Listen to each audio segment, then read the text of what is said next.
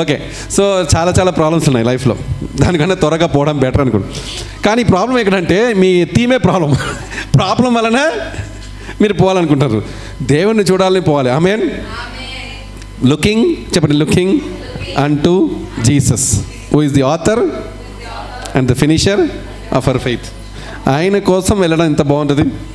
Okay, అంటే దేవుడు త్వరగా రాపోతున్నా అంటే ఓకేలే అని అనుకున్నాను. నిజంగానే చెప్తున్నా, ఎంతమంది సంతోషపడతారు, బ్యాక్లో సంతోషమే కనిపించట్లేదు దేవుడు రాపోతున్నాడంటే.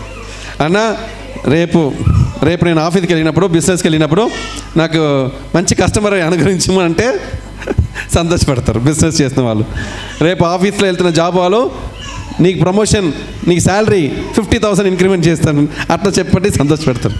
సో రేపు రాకడా దేవుడు వస్తున్నట్లయితే ఓకేలే అన్న, థ్యాంక్స్, దేవుడు త్వరగా వస్తే మంచిది, మనం కూడా త్వరగా పోతే మంచిది. Because of the value that we do not know about the haven. పరలోక రాజ్యంలో ఉన్న గొప్పతనము, దేవుడు మన కోసం ప్రయాసపడి దాచిన గొప్ప ఆ ధనమైన విషయాలన్నీ మనం ఇంకా గ్రహింపు రాలేదు, అందుకే మనం అంత థాట్ రాలేదు.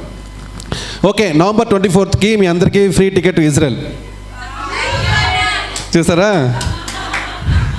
ఇప్పుడు ముఖంలో పళ్ళు కనిపిస్తున్నాయి, ఇంతకుముందు పళ్ళు కనిపించలేదు, ముఖం మాత్రం కనిపించింది. ఫ్రీ టికెట్ టు ఇజ్రాయెల్ అంటే ఇక్కడ నుంచి ఇక్కడ 4.5 గంటల ప్రయాణంకి ఉన్న ఇజ్రాయెల్కి ఫ్రీ అంటే ఓకే. పరలోకమే పోవాలని ఫ్రీ టికెట్ దేవుడు ఇస్తారంటున్నారు. నేను మార్నింగ్ చెప్పినాను 4 బిలియన్ లైట్ ఇయర్స్, 4 తర్వాత ఒక 26 సున్నా పెడితే 0 బిలియన్ లైట్ ఇయర్స్ తర్వాత ఉన్న పరలోక రాజ్యం మనం తీసుకెళ్ళిపోతున్నాం. అది నార్మల్ ఫ్లైట్లో పోలేం, రాకెట్లో పోలేం, అంతే కదా, దేవదూతలే దిగి రావాలి. మరి అంత పెద్ద ప్రయాణంకి దేవుడు ఫ్రీగా తీసుకెళ్ళిపోతున్నారు. ఇజ్రాయెల్కి వెళ్ళాల్సిన ఫ్రీ టికెట్కి సంతోషపడుతున్నారు. ఓకే, నెక్స్ట్ మంత్ వెళ్తానంటే అందరూ ఏం చేస్తాం? ఇప్పుడు నేను ఫ్రీ టికెట్ ఇస్తాను, ఒప్పుకుంటే మీరు ఏం చేస్తారు చెప్పండి? బట్టలు సర్దుకుంటారా లేదా? ఇజ్రాయెల్కి వెళ్ళడానికి ఒక 4-5 బట్టలు ఎక్స్ట్రా కొనుక్కుంటారు. డబ్బులు ఉన్న వాళ్ళు షాప్కి వెళ్తారు, డబ్బులు లేని వాళ్ళు జూడియోకి వెళ్తారు. ఓకే, నాకు తెలుసు వీళ్ళందరూ ఎట్లా వెళ్తాం కదా, వెళ్ళేసి అన్నీ ప్యాక్ చేసేసుకుంటాం, సంతోషపడతాం, తర్వాత లీవ్కి అప్లై చేస్తాం, ఎన్నెన్నో ప్రిపరేషన్ చేస్తాం. సత్యమేది, అందరికీ తెలుసు ఇది సత్యమని. స్టాప్ ఇజ్రాయెల్కి వెళ్ళడమో, లేదా యూరోప్ టూర్ వెళ్ళడమో, స్విట్జర్లాండ్ వెళ్తానంటే సంతోషపడతారు లేదా? నేను చాలా సంతోషపడి, నేనైతే సంతోషపడతా. అయితే సంతోషపడాలి, స్విట్జర్లాండ్ వెళ్ళినప్పుడు సంతోషపడాలి, అదే సమయము పరలోక రాజ్యం వెళ్ళినప్పుడు చాలా సంతోషపడాలి. హల్లెలూయా, రెండు సంతోషమే. ఆమేన్, కరెక్ట్ కదా? బైబిల్ చెప్తుంది, కొరింథీయులకు రాసిన మొదటి పత్రిక 10:19 15-19. It's a beautiful verse. కొన్ని వచనాలన్నీ నా లోపల ఉండిపోయింది, అందుకే నేను బైబిల్ చూడకుండా చెప్పగలను. చదువుతున్నప్పుడే చాలా నచ్చిన వాక్యాన్ని మెమరీ వర్స్గా తీసుకున్నాను. ఓకే, మెమరీ వర్స్ అంటే అర్థం ఏంటిది చెప్పండి? మెమరీ వర్స్ అంటే మెమరీలో ఉండాల్సిన వచనం, కంఠస్థం చేసిన వచనం కాదు. చదివినప్పటికే అక్షరాలుగా అతుకుపోయాలి. ఓకేనా?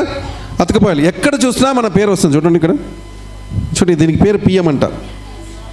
ఎవరు రాస్తారో తెలీదా? పాల్ మహేష్, పాల్ వాళ్ళే తీసుకొచ్చండి. హల్లెలూయా, పాలే తీసుకొచ్చింది కదా, బట్ పిఎం రాస్తారు.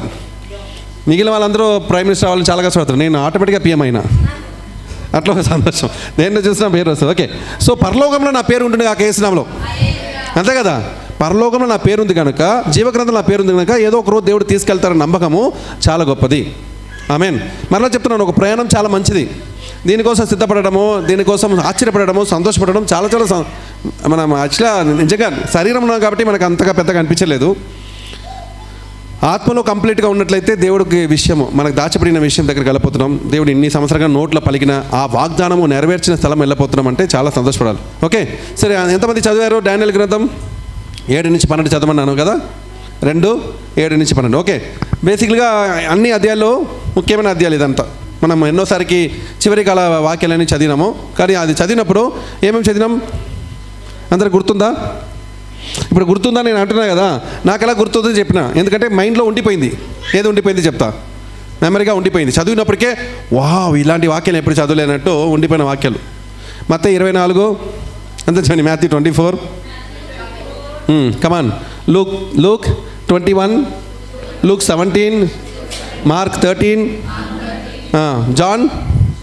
జాన్లో ఏ అధ్యాయాలు ఉన్నాయి? జాన్లో ఎక్కువ లేదా? జాన్లో 14 చాప్టర్. ఓకే, జాన్ 14 చాప్టర్ 1, 3, 2, 3 వచనాలు ఏముంది? మీరు హృదయము కలవర పడనీయకుడి. ఎందుకంటే ఏమని చెప్పారు దేవుడు? మీ హృదయము కలవర పడనీయకుడి, దేవుని యందు నమ్మిక ఉంచండి, నేను మీ కొరకు ఒక నివాస స్థలము సిద్ధపరచడానికి వెళ్తున్నాను. ఇది ఒక ప్రవచనం. ఆమేన్. These 3 months God will do that wonders in Jesus name. God is going to prepare a place for all of you. ఈ సంవత్సరం ముగించే లోపలనే మూడు నెలల్లో పెద్ద కార్యం జరగబోతుంది మన జీవితంలో. నా జీవితం జరగబోతుంది, మీ జీవితంలో కూడా జరుగును కాకేసినాము. So God saying God is preparing a place for all of అస్.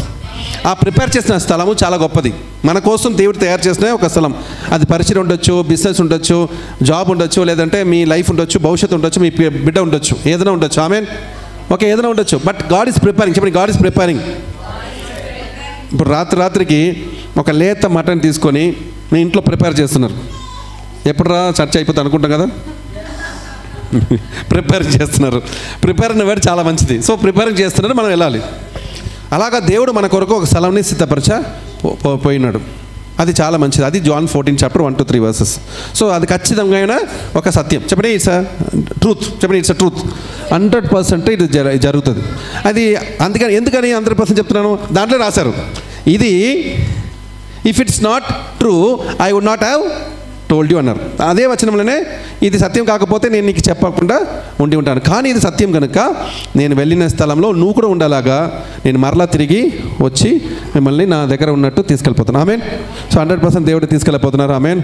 అది ఆ వాగ్దానం చాలా గొప్పది. సో ఎక్కడెక్కడ వాగ్దానం ఉన్నాయి ఈ వాక్యాలు? ఈ మత్తయి 24 నుంచి, మార్క్ 13 నుంచి, లూకా 21 నుంచి 17, ఇది అన్ని వచనాల్లో, జాన్ 16 కూడా ఉంటాయి. ఓకే, అన్ని అధ్యాయాల్లో దేవుడు రాకడ గురించి ఉంది. ఎహెస్కేల్ చాలా మంచి లేఖనం. ఎహెస్కేల్ ఏముంది? దేవుడు రాకడ గురించి బాగా రాశారు. దేవుడు రాకడ సమయంలో జరుగుతున్న విషయాలన్నీ, పోరాటాలన్నీ రాశారు. ఫిలిపియన్స్ 3 చాలా మంచి లేఖనాలు. ఫిలిపియన్స్ బుక్కే వండర్ఫుల్ బుక్. ఓకేనా? ఓకే, రెవల్యూషన్లో 404 వచనాలు ఉన్నాయి. ఫిలిపియన్స్ ఎలా ఉన్నాయి కరెక్ట్గా చెప్పండి చూద్దాం. 4 అధ్యాయాలు ఉన్నాయి. ఎన్ని వచనాలు ఉన్నాయి? గుర్తు మార్చి పాతకాలంలో అందరికి నేర్పించిన, మీరు కూడా నేర్చుకోండి. Okay, KJV Bible statistics believers.com పెట్టండి. మీరు గూగుల్లో కొట్టండి, మీకు వస్తుంది. ఆ ట్యాబ్లో కాలం మర్చిపోకుండా మెమరైజ్ చేసుకోండి. మంచిది కదా, దాంట్లో ఏదో వెలుగుంటాయి, 100% వెలుగుంటాయి. Bible believers KJV Bible statistics 105. 102 ఉన్నాయి, 3 తక్కువ ఉన్నాయి పిఎం పక్కన. ఓకే, చూడండి ఫిలిపియన్స్, అదే కదా అక్కడ చూడండి, ఫిలిపియన్స్ పీలో ఉంది, అక్కడ ఉందా? వచ్చిందప్పా, గూగుల్లో మీకు వస్తుంది. ఓకే, మీరు గూగుల్లో జస్ట్ బైబిల్ బిలీవర్స్ని కొట్టి KJV statistics, Kings James version statistics కొడితే మీకు bibleBelievers.com ఏదో వెబ్సైట్ వస్తుంది. దాంట్లో కిందకి పోతే మీకు ట్యాబ్లో కాలంలో ప్రతి చాప్టర్స్ దాంట్లో ఎన్ని వచనాలు ఉన్నాయి అనేది రైట్ సైడ్లో ఉంటుంది. ప్లస్ నెంబర్ ఆఫ్ వర్డ్స్ కూడా ఉంటాయి. కేజేవి బైబిల్లో ఎన్ని వర్డ్స్ ఉంటాయి, ఒక్కొక్క అధ్యాయాలు ఎన్ని వర్డ్స్ ఉంటాయి, అదంతా కొంచెం లెక్క చూస్తున్నాం కాబట్టి అదంతా మనకి ఇంట్రెస్టింగ్ అనిపిస్తుంది. ఓకేనా? More than that it gives you more memory power. అర్థమైందప్పా? Memory power. చెప్పండి, మెమరీ పవర్. నంబర్స్ని చాలా చాలా లైఫ్లో స్టోర్ చేసి మెమరీ పవర్. అందరికీ తెలుసు బ్రెయిన్లో దేవుడు ఎంత గనక స్టోర్ చేయడానికి ఆప్షన్స్ ఇచ్చారు, అంతే కదా? విశాఖపట్నం పోయినప్పుడు చార్టెడ్ అకౌంటెంట్ చెప్పిండు. ఆయన ఏమన్నాడు తెలుసా? మీకు తెలుసా ఎవరు మీ మెమరీ కార్డ్ తయారు చేసిన వ్యక్తి? ఆయన గురించి మీకు తెలుసా అన్నాడు. ఆయన గురించి తెలీదు అన్నాను. ఆయన అలాంటి వేస్ట్ వాడు ఎవడో లేరండి. ఆయన వల్ల మన అందరికీ మెమరీ పోయింది అన్నాను. ఎందుకంటే మెమరీ చిప్ తయారు చేసిన అన్ని మెమరీ కార్డులో పెట్టేస్తాం. ఫొటోస్ అన్నిటినీ ఇక్కడ స్టోర్ చేయాలి, అక్కడ స్టోర్ చేసిస్తాం. కాబట్టి ఇక్కడ ఏం ఉండట్లేదు. అది చూస్తేనే ఓకేనా అని అనిపిస్తుంది.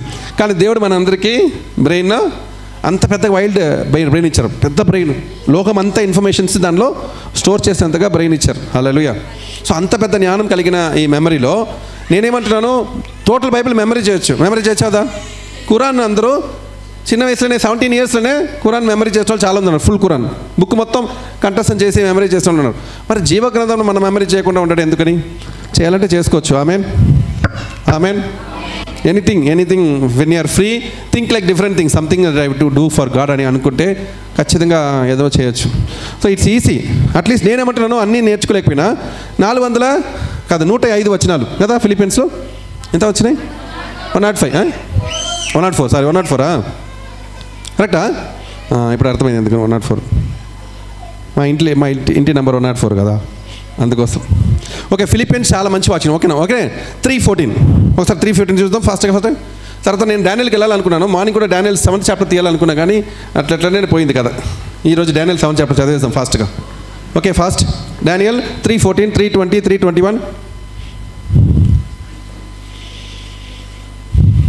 2 Timothy 4:1, 4:8, 4:7. Okay, fast. ఫిలిపియన్స్ ఎక్కడ పోయింది ఈరోజు? 3:14. చెప్పండి. ఆ తర్వాత నీవే చదవండి. క్రీస్తు యేసునందు దేవుని ఉన్నతమైన పిలుపునకు కలుగు బహుమానమును పొందవలనని గురి యొద్దకే పరిగెత్తుచున్నాను. Okay, so we are all asked to run the race, అంతే కదా? చెప్పండి. I press towards the goal for the prize of the upward call of God in Christ Jesus. తెలుగులో చెప్పండి ఫాస్ట్గా.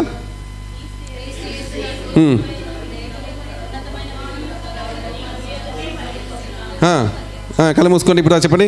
క్రీస్తు యేసునందు ఉన్నతమైన పిలుపు కొరకు పరిగెత్తుతున్నాను. చూద్దాం. ఇప్పుడు చూసి తర్వాత చూడకుండా చెప్పండి.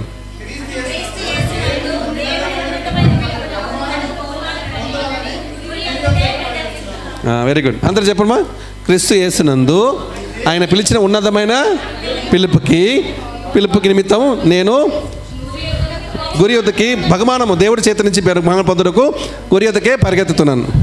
I press towards the goal of the calling of God in Christ Jesus, అంతే కదా? Upward call of God. Hallelujah. So ఇది మన అందరికీ కలుగును గాక యేసు నామములో. So everybody has to press. పరలోకి వెళ్ళడానికి ప్రెస్ చేయాలి. అది దేవుడు కోరిక. అందరికీ దేవుడు ఇచ్చిన మంచి బహుమానం.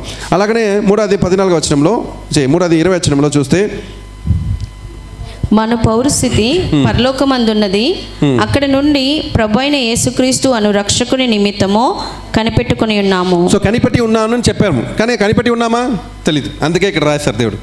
సో మనము ఇజ్రాయెల్ వెళ్ళడానికి ప్రయాసపడుతున్నాం, మన ఇంట్లో అద్భుతం జరగడానికి ప్రయాసపడుతున్నాం, బిజినెస్ పెరగడానికి ప్రయాసపడుతున్నాం, అప్పుల నుంచి విడుదల పొందడానికి ప్రయాసపడుతున్నాం. కానీ దేవుడు పిలిచిన ఉన్నత పిలుపుకి దేవుడి చేతి నుంచి పొందుపోతున్న బహుమానం కొరకు మనము పరిగెత్తి ఆ గురి ఎత్తుకు పరిగెత్తాలని తెలియట్లేదు. అలాగా మన పౌరుషం, my citizenship is in heaven. చెప్పని, my citizenship is in heaven. So మనం అక్కడి నుంచి పుట్టిన వాళ్ళని మర్చిపోకుండా ఉన్నట్లయితే, అది ఒకవేళ ఉన్నట్లయితే, which we also eagerly wait for the saviour. చెప్పండి, ఈగర్లీ. తెలుగు ఈగర్లీ అంటే అక్కడ ఏముందో వేగరంగా ఇదో కొత్తగా వాడు ఉంది నా తెలుగులో, నాకు రావట్లేదు. వేగరంగా బైబిల్ వాడేనా? వేగరంగా, ఈగర్లీ. చెప్పండి, eagerly wait for the saviour. Amen. So morning question అడిగినా ఇక్కడ కూడా అడుగుతాం మార్నింగ్ క్వశ్చన్స్. ఓకే, పరలోకం వెళ్ళిన తర్వాత మొదటిగా మీరు ఎవరు చూస్తారు? ఎవరు చూడాలనుకుంటారు? చూడండి, చాలా మనుషులు, మంచి మనుషులు ఉన్నారు బైబిల్లో. గొప్ప వింత మనుషులు ఉన్నారు.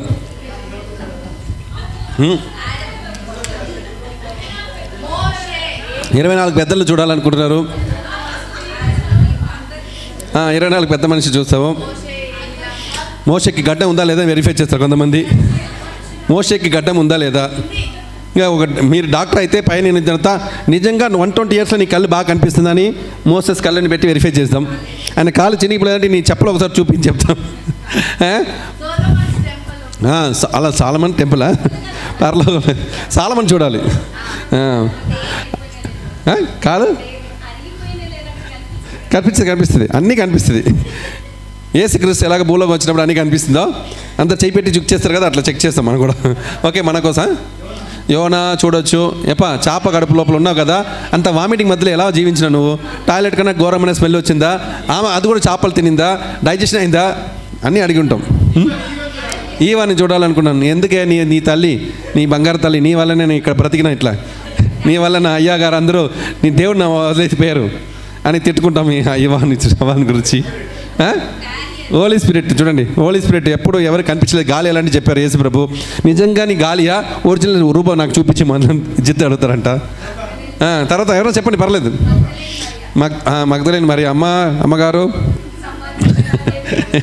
ఎట్లా తోటలో నువ్వు ఏదో తోట వాళ్ళగా చూసినావు కదా, అంతటా యేసు ప్రభు తిరిగి తోట వాళ్ళు ఎందుకు అనుకున్నావు? ఏమా డెబోరా అమ్మగారు ఒకటే స్త్రీగా ఉండేసి నీ ఇంట్లో మేనేజ్మెంట్ ఎలా చేస్తున్నావు నువ్వు? I need to know the management policy in your house. నువ్వు ప్రవక్తరాలుగా అలాగా పాట పాడేవాళ్ళుగా ఎట్లా నువ్వు తిరిగినావు? ఒకటేసరికి నీ ఇంట్లో లపిటతో ఎట్లా మేనేజ్ చేస్తావు చెప్పు? నువ్వు ఊరికి వెళ్ళినప్పుడల్లా ఆయన ఏం చెప్పేవాడు? తిట్టిండా? వచ్చినప్పుడు ఏదైనా నీ గురించి తప్పుగా మాట్లాడిండా? ఎట్లా మేనేజ్ చేస్తున్నావు తెలుసుకోవాలి. తర్వాత నయోమి, ఎవరమ్మా? శామ్యుయల్ అడుగుతాం. డేవిడ్ని మీరు చూస్తే నాకు అర్థమవుతుంది మీరు ఏం అడుగుతారో తెలిసిపోయింది. ఆ బాత్సీబా మ్యాటర్ ఫస్ట్ చెప్పమని అంటారు మీరు. అన్ని మ్యాటర్ వదిలేసి బాత్సీబా మ్యాటర్లో ఏం జరిగింది ఏంటిది? ఎంత నీ మంచి పేరు ఉంది, నీ గురించి మాత్రం అందరికి తెలిసిపోయింది, నా గురించి నీకు తెలియదు కానీ నీ గురించి ఊరు మొత్తం తెలిసిపోయింది, దావీదే అని చెప్తాము. డానియల్ అది మ్యాటర్ చెప్పు. సింహం మధ్యలో ఉన్నావు కదా నువ్వు, మాత్రం ఎలా? నాకు ఒక డౌట్, డానియల్ షద్రక్ మేషక్ అబేద్నెగోను లోపల పెట్టినప్పుడు నువ్వు ఎక్కడ పోయినావు? అలాగే నిన్ను లోపల పెట్టి వాళ్ళ ముగ్గురు ఎక్కడ పోయారు? అదంతా తెలియాలి నాకు. ఇద్దరు మారి ఎందుకు మిస్ అయ్యి కూర్చున్నారు మీరు? సో ఇట్లా చాలా మందిని మనం చూడాలనుకున్నాం. But Bible says in this place for our citizenship is in heaven from which we also eagerly wait for the saviour. చెప్పండి, మనం అందరూ ఎవరు చూడాలనుకుంటాం? రక్షకుడిని చూడాలనుకున్నాం. ఆమేన్. చెప్పండి, మొదటిగా మనం చూడాల్సింది రక్షకుడు. సో రక్షకుడు స్థలంలో రక్షకుడిని మనం చూడబోతున్నాం. Amen. That's a beautiful thing more than anybody in the Bible. ఎందుకంటే బైబిల్ చెప్తుంది ఆయన ద్వారానే, ఆయన కోసము, ఆయన అందు, ఆయన వలన భూమి ఆకాశము సృష్టించబడింది. అర్థమైందా? సో ఎవరు చూడబోతున్నారు? First the one and one only saviour. Bible also says the same thing. 1 John 3:2 1 John 3:2 ఏం చెప్తుంది? What we are we may not know, but when we చెప్పండి చదివి.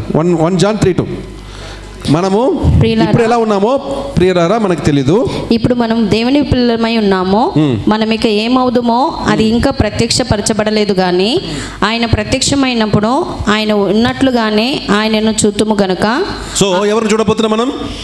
దేవుడు ప్రత్యక్షమైనప్పుడే మనం బయటకు వెళ్తున్నాం, ఈ భూలం నుంచి పైకి వెళ్తున్నాం.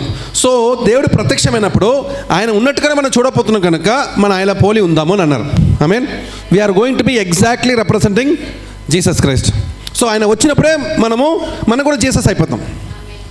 All will become Jesus resemblance అయిపోతాం. అక్కడ ఉత్తగా వాక్యం రాయపడలేదు కదా, నా సహోదరులాగా, నా మొదటి కుమారులాగా మీరు మారిపోతారు, మీరు రూపాంతరపోతారు, అన్నీ ఉత్త కాదు, 100% సత్యం. ఆల్ అవర్ ఫేసెస్ ఒక రబ్బర్ బాటిల్ ఏమవుతుందంటే యేసుక్రీస్తు లాగా మారిపోతుంది. So because the only person who is allowed in the heaven is only Jesus. యేసుక్రీస్తుకు మాత్రమే, చెప్పండి, యేసుక్రీస్తుకు మాత్రమే అక్కడ ఎంట్రీ ఉంటుంది. మిగిలిన మన పిచ్చి మొగాళ్ళకి అందరికీ అక్కడ ఫేసెస్ అగ్రిమెంట్, ఆ ఫేసే యేసుక్రీస్తు మాత్రం అలౌడ్. సో మన ఫేస్ యేసుక్రీస్తు మారితేనే ఎంట్రీ ఇస్తారు. హల్లెలూయా. సంతోషపడండి. మనం ఎట్లా పుట్టినా పర్లేదు, పైకి వెళ్ళినప్పుడు యేసు ప్రభులాగా మారిపోయి ఉంటాం. ఆమేన్. సో దీని కొరకు నేను మార్నింగ్ స్టోరీ ప్లస్ నాకు చాలా స్టోరీస్ బైబిల్ చదివినప్పుడు మైండ్లో ఒక గుండిపోతుంది. దేవుడు నాకు ఇచ్చిన ఒక తలంపు. ఈ స్టోరీస్ మంచి బ్యూటిఫుల్ స్టోరీస్. ఓకే. సో మనం అందరూ స్టేడియంలో ఉంటున్నాం.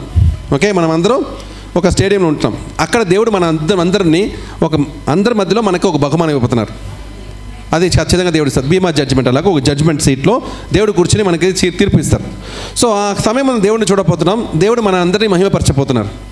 దేవుడు ఏమన్నారు? నువ్వు మనుషుల ఎదుట నా నామమును ఘనపరిచినట్లయితే నేను తండ్రి ఎదుట, తండ్రితో పాటు ఉన్న దేవదూతల ఎదుట నీ నామము నేను ఘనపరచన్నారు కదా, గుర్తుంది కదా? The same thing will happen there. How many times you lifted God's name, అన్నిసారి దేవుడు నీకు రివార్డ్ ఇస్తారు అక్కడ. హల్లెలూయా. సో ఆ గొప్ప స్టేడియంలో అది ఉంటుంది. బట్ ఎవరెవరు స్టేడియంలో ఉంటారో వాళ్ళు మాత్రం రక్షించబడతారు. ఒరిజినల్ మన లోకంలో అనుకుంటాం ఒక ఒలింపిక్ స్టేడియం ఉంది, స్టేడియం లోపలికే అందరూ ఉంటున్నాము, లోపల వచ్చిన వాళ్ళకి మాత్రమే ఎంట్రీ పరలోక రాజ్యం ఉంటుంది, బయట ఉన్న వాళ్ళకి ఉండదు. సో లోపల ఎవరు ఉంటారంటే రక్షించబడపోతున్న వారు, దేవుని నమ్మిన వారు మాత్రమే ఉండాలి అక్కడ. కానీ అక్కడ బోర్డు రాయబడింది 1000 కిలోమీటర్ 1000 crore కిలోమీటర్ పందయ రేస్, ఎవరు వస్తారని పెట్టారు బోర్డు అనుకోండి. అర్థమైంది లేదా? స్టేడియం బయట. సో ఎవరు చూసి ఎవరు లోపలికి వస్తారు? చాలా కష్టమైన కఠినమైన విషయం. ఎందుకంటే ఈ బైబిల్ బుక్ అంత ఆజ్ఞలు ఉన్న బుక్. ఇది చేయాలి, అది చేయాలి, ఇది చేయదు, అది చేయనది. ఈ శరీరం ఉండేసి అదంతా పాటించడం చాలా కఠినమైనది. కనుక ఆ బోర్డు చూసినప్పుడు 10,000 కాదు 1000 crore kilometres race, first prize will be given awarded అని చెప్పేసి బోర్డు పెడితే ఎవడు లోపలికి పోవట్లేదు. Christianity is also like that. క్రైస్తవం ఎట్లా ఉందంటే యేసు క్రీస్తు దగ్గర వస్తే మనం సినిమా చూడకూడదు, టీవీ చూడకూడదు, తర్వాత పంచాలి, బొట్టు తీసేయాలి, పూలు మార్చాలి, పూలు తీయాలి, ఏదేదో అనుకునే వాళ్ళనే లోపలికి ఎవరు దిగలేదు. దిగిన వాడేమో ఫాస్ట్గా బొట్టు తీసి అన్నీ తీసేసి ఆ తర్వాత చేసినా చేస్తారు కదా. ఇదన్నీ ఫాస్ట్గా తీసేసి నా క్రిస్టియన్ ఐఎమ్ క్రిస్టియన్ యూనో అని చెప్పేసి మీతో చేసినంత అదే. సో రెండు విధాలు మనుషులు లోపల ఉన్నారు. కానీ ఉన్న సంతోషం ఏంటంటే నేను కాదు, చెప్పండి, నేను కాదు, పిలిచినవాడు నమ్మదగినవాడు కనుక లోపల ఎంట్రీ ఇవ్వాలి. ఆమేన్. అది చాలా ఇంపార్టెంట్. పిలిచినవాడు అని రాసినవాడు దేవుడే కదా. రాసినప్పుడు 10,000 కోట్ల కిలోమీటర్ పందయము అని రాసినప్పటికే డౌట్ రాకూడదు, ఇది ఎవడి వల్ల. సడన్గా ఎవరే నేను చేస్తాను పోతానుకో వాడు పోడు తెలుసు. బట్ నా వలన కాదు అనుకున్న వాడు మాత్రం లోపల వెళ్తారు. ఆమేన్. అందుకే దొంగడు లోపలికి వెళ్ళాడు. హల్లెలూయా. సో లోపల ఎంట్రీ ఇవ్వాలి, అందరూ తిరుగుతుండాలి. స్టార్ట్ దేవుడు చెప్తారు. ఆ రోజు నుంచి క్రైస్తవం స్టార్ట్ అవుతుంది. యేసులో మన జీవితం, నూతన జీవితం స్టార్ట్ అవుతుంది. బట్ అందరూ పరిగెత్తుతారు కానీ అందరూ రీచ్ అవ్వరు. ఆమేన్. That's a truth. పెద్ద సేవకుడైనా చిన్న సేవకుడైనా ఎవరు రీచ్ కారు. బట్ రీచ్ కాకుండా పరిగెత్తిన వాడికి మాత్రం గొప్ప ప్రైస్ ఉంటుంది. ఆమేన్. ఎవరెవరికి గొప్ప ప్రైస్ చెప్తాను. పరిగెత్తిన వాడు ర్యాప్చర్లో ఎత్తబడతారు. అది ఇంపార్టెంట్. మీరు పరిగెత్తిన బైబిల్ ఏమి చెప్తుంది? ఎవడు మిమ్మల్ని సత్యంలోకి నడిపిస్తున్నాడు? పరిశుద్ధాత్మ దేవుడే. సో పరిశుద్ధాత్మ దేవుడు కలిగిన వాడు మాత్రమే పరిగెత్తగలడు. Because he only is going to give you all the inputs that is required for changing. నేను మారుతాను చెప్పని నేను మారుతానంటే చాలా కష్టమైన విషయం. పరిశుద్ధాత్మ ఉన్నంత వరకు ఆయన నన్ను మార్చగలరు. ఆమేన్. అది మీరు నమ్మండి. ఏ విషయమైనా సరే, మీరు సినిమా ప్రాబ్లమో, అడిక్షన్, ఏ అలవాట్లు ఉన్నా కూడా ఇది పరిశుద్ధాత్మకు అప్పగించండి. నేను ఈ రోజు నుంచి చేస్తానని చెప్తే ప్రాబ్లము 10 రోజు చేస్తాం, 11 రోజు పడుకుంటాం. కానీ పరిశుద్ధాత్మ నా వల్ల కాదు అని దేవుడికి అప్పగించుకొని పరిశుద్ధాత్మనే సాధ్యమని నమ్మండి. పరిశుద్ధాత్మ వల్లనే యేసుక్రీస్తు కూడా తిరిగి లేచారు. Amen. God also yielded himself to the spirit of God. అందువలన ఆయన తిరిగి లేవగలిగిన భాగ్యాన్ని కలిగింది. సో ఆ పరిగెత్తిన పందెంలో అందరూ తిరుగుతున్నప్పటికీ కొంతమంది మధ్యలో ఆగుతారు, కొంతమందికి ఆగిపోతారు, కొంతమంది వెనక తిరిగి పడతారు, కొంతమంది స్టేడియం లోపల వచ్చిన వాడు బయటకు వెళ్ళిపోతాడు. ఎందుకు వెళ్తున్నాడు వాడు? నా వల్ల కాదని. అందరూ ఉత్తక గేమ్, ఇదంతా నిజంగా ఒక మాయ లాంటిది ఉంది, ఎవడు పోడేమో అని చెప్పేసి వెనక వచ్చిన వాడు ఉన్నాడు. వాళ్ళందరూ ఎస్కేప్ అయిపోతారు. బట్ మరలా చెప్తున్నాను, మెల్లిగా నడిచినా పర్లేదు, అప్పుడప్పుడు రెస్ట్ తీసుకున్నా పర్లేదు, కానీ స్టేడియం నుంచి మాత్రం ఎవరు బయటకు రావద్దు. ఆమేన్. ఈ కోర్ మినిస్ట్రీస్లో అందరు స్టేడియం లోపల ఉంటుంది కాక వేసినాము. ఎందుకంటే దేవుడు రాకడప్పుడు ఎంతమంది ఎన్ని కిలోమీటర్లు బట్టి నీకు క్రియలు ఎత్తికి రివార్డ్ ఇస్తారు. కానీ లోపల ఉన్నవాడికి మాత్రమే పరలోకంగా ఎంట్రీ ఇస్తారు. రెండు విషయాలు చెప్తాను. పరలోకం ఎంట్రీ ఎలా వచ్చింది? ఈ స్టేడియం లోపల ఎంట్రీ వచ్చిన వాడికి పరలోకం ఎంట్రీ ఉంటుంది. ఎన్ని కిలోమీటర్ పరిగెత్తారో దాన్ని బట్టి బహుమానం ఉంటుంది. బహుమానం కోల్పోవచ్చు, 0 పొందొచ్చు, కానీ రక్షణ మాత్రం పొందకుండా ఉండకూడదు. ఆమేన్. కాబట్టి దీన్ని చూసి భయపడద్దు. ఈ వాజ్ఞలన్నీ చదివినప్పుడు భయపడద్దు. అబ్బో నేను ఎప్పుడు చేస్తాను, వీడు పక్కన వాడు చేస్తాడు, ఎదుటివాడు చేస్తాడు అనుకోద్దు. వాడు కూడా ఒకటి చేస్తాడు, ఇంకోటి చేయడు అనుకుంటాము. అది వాడు చేస్తాడు, నువ్వు చేసిందే వాడు చేయడు. తాగుపోతాడికి మంచివాడికి ఉన్న తేడా తెలుసా? ఇప్పుడు చెప్పిండు రాకేష్. తాగుపోతాడు 4 బిడ్డకి మంచిగా ప్రేమించాడు, కానీ తాగలేని వాడు తాను ప్రేమించుకుని ఉంటాడేమో. ఎట్లా ఉంటాడు? వాడు కోపంగా ఉంటాడు, కానీ మంచివాడు ఉండొచ్చు లోపలికి. బయట అందరికీ తాగుపోతాడు కనిపిస్తాడు, కానీ మిగిలిన వాళ్ళందరికన్నా ఆయన గొప్పవాడే ఉంటాము. అందువల్ల మనం ఎవరిని న్యాయం తీర్చలేము. ఇది సత్యం. ఆమేన్. దేవుడి కళ్ళులో ఒక్కొక్కరిని ఎలా చూస్తారంటే తన కుమారుని పోలికగా మారిన వారి వరకు చూస్తారు. దానికి బహుమానం 100% ఉంటుంది. Amen. It's all up to you. How much reward you want, that much you can work. చెప్పండి. How much reward you want, that much you live for God. అంతే. రెండవది, దీంట్లో ఒక ప్రణాళికలు ఉంది. దేవుడు ప్రణాళిక నెరవేర్చిన వాడు సూపర్.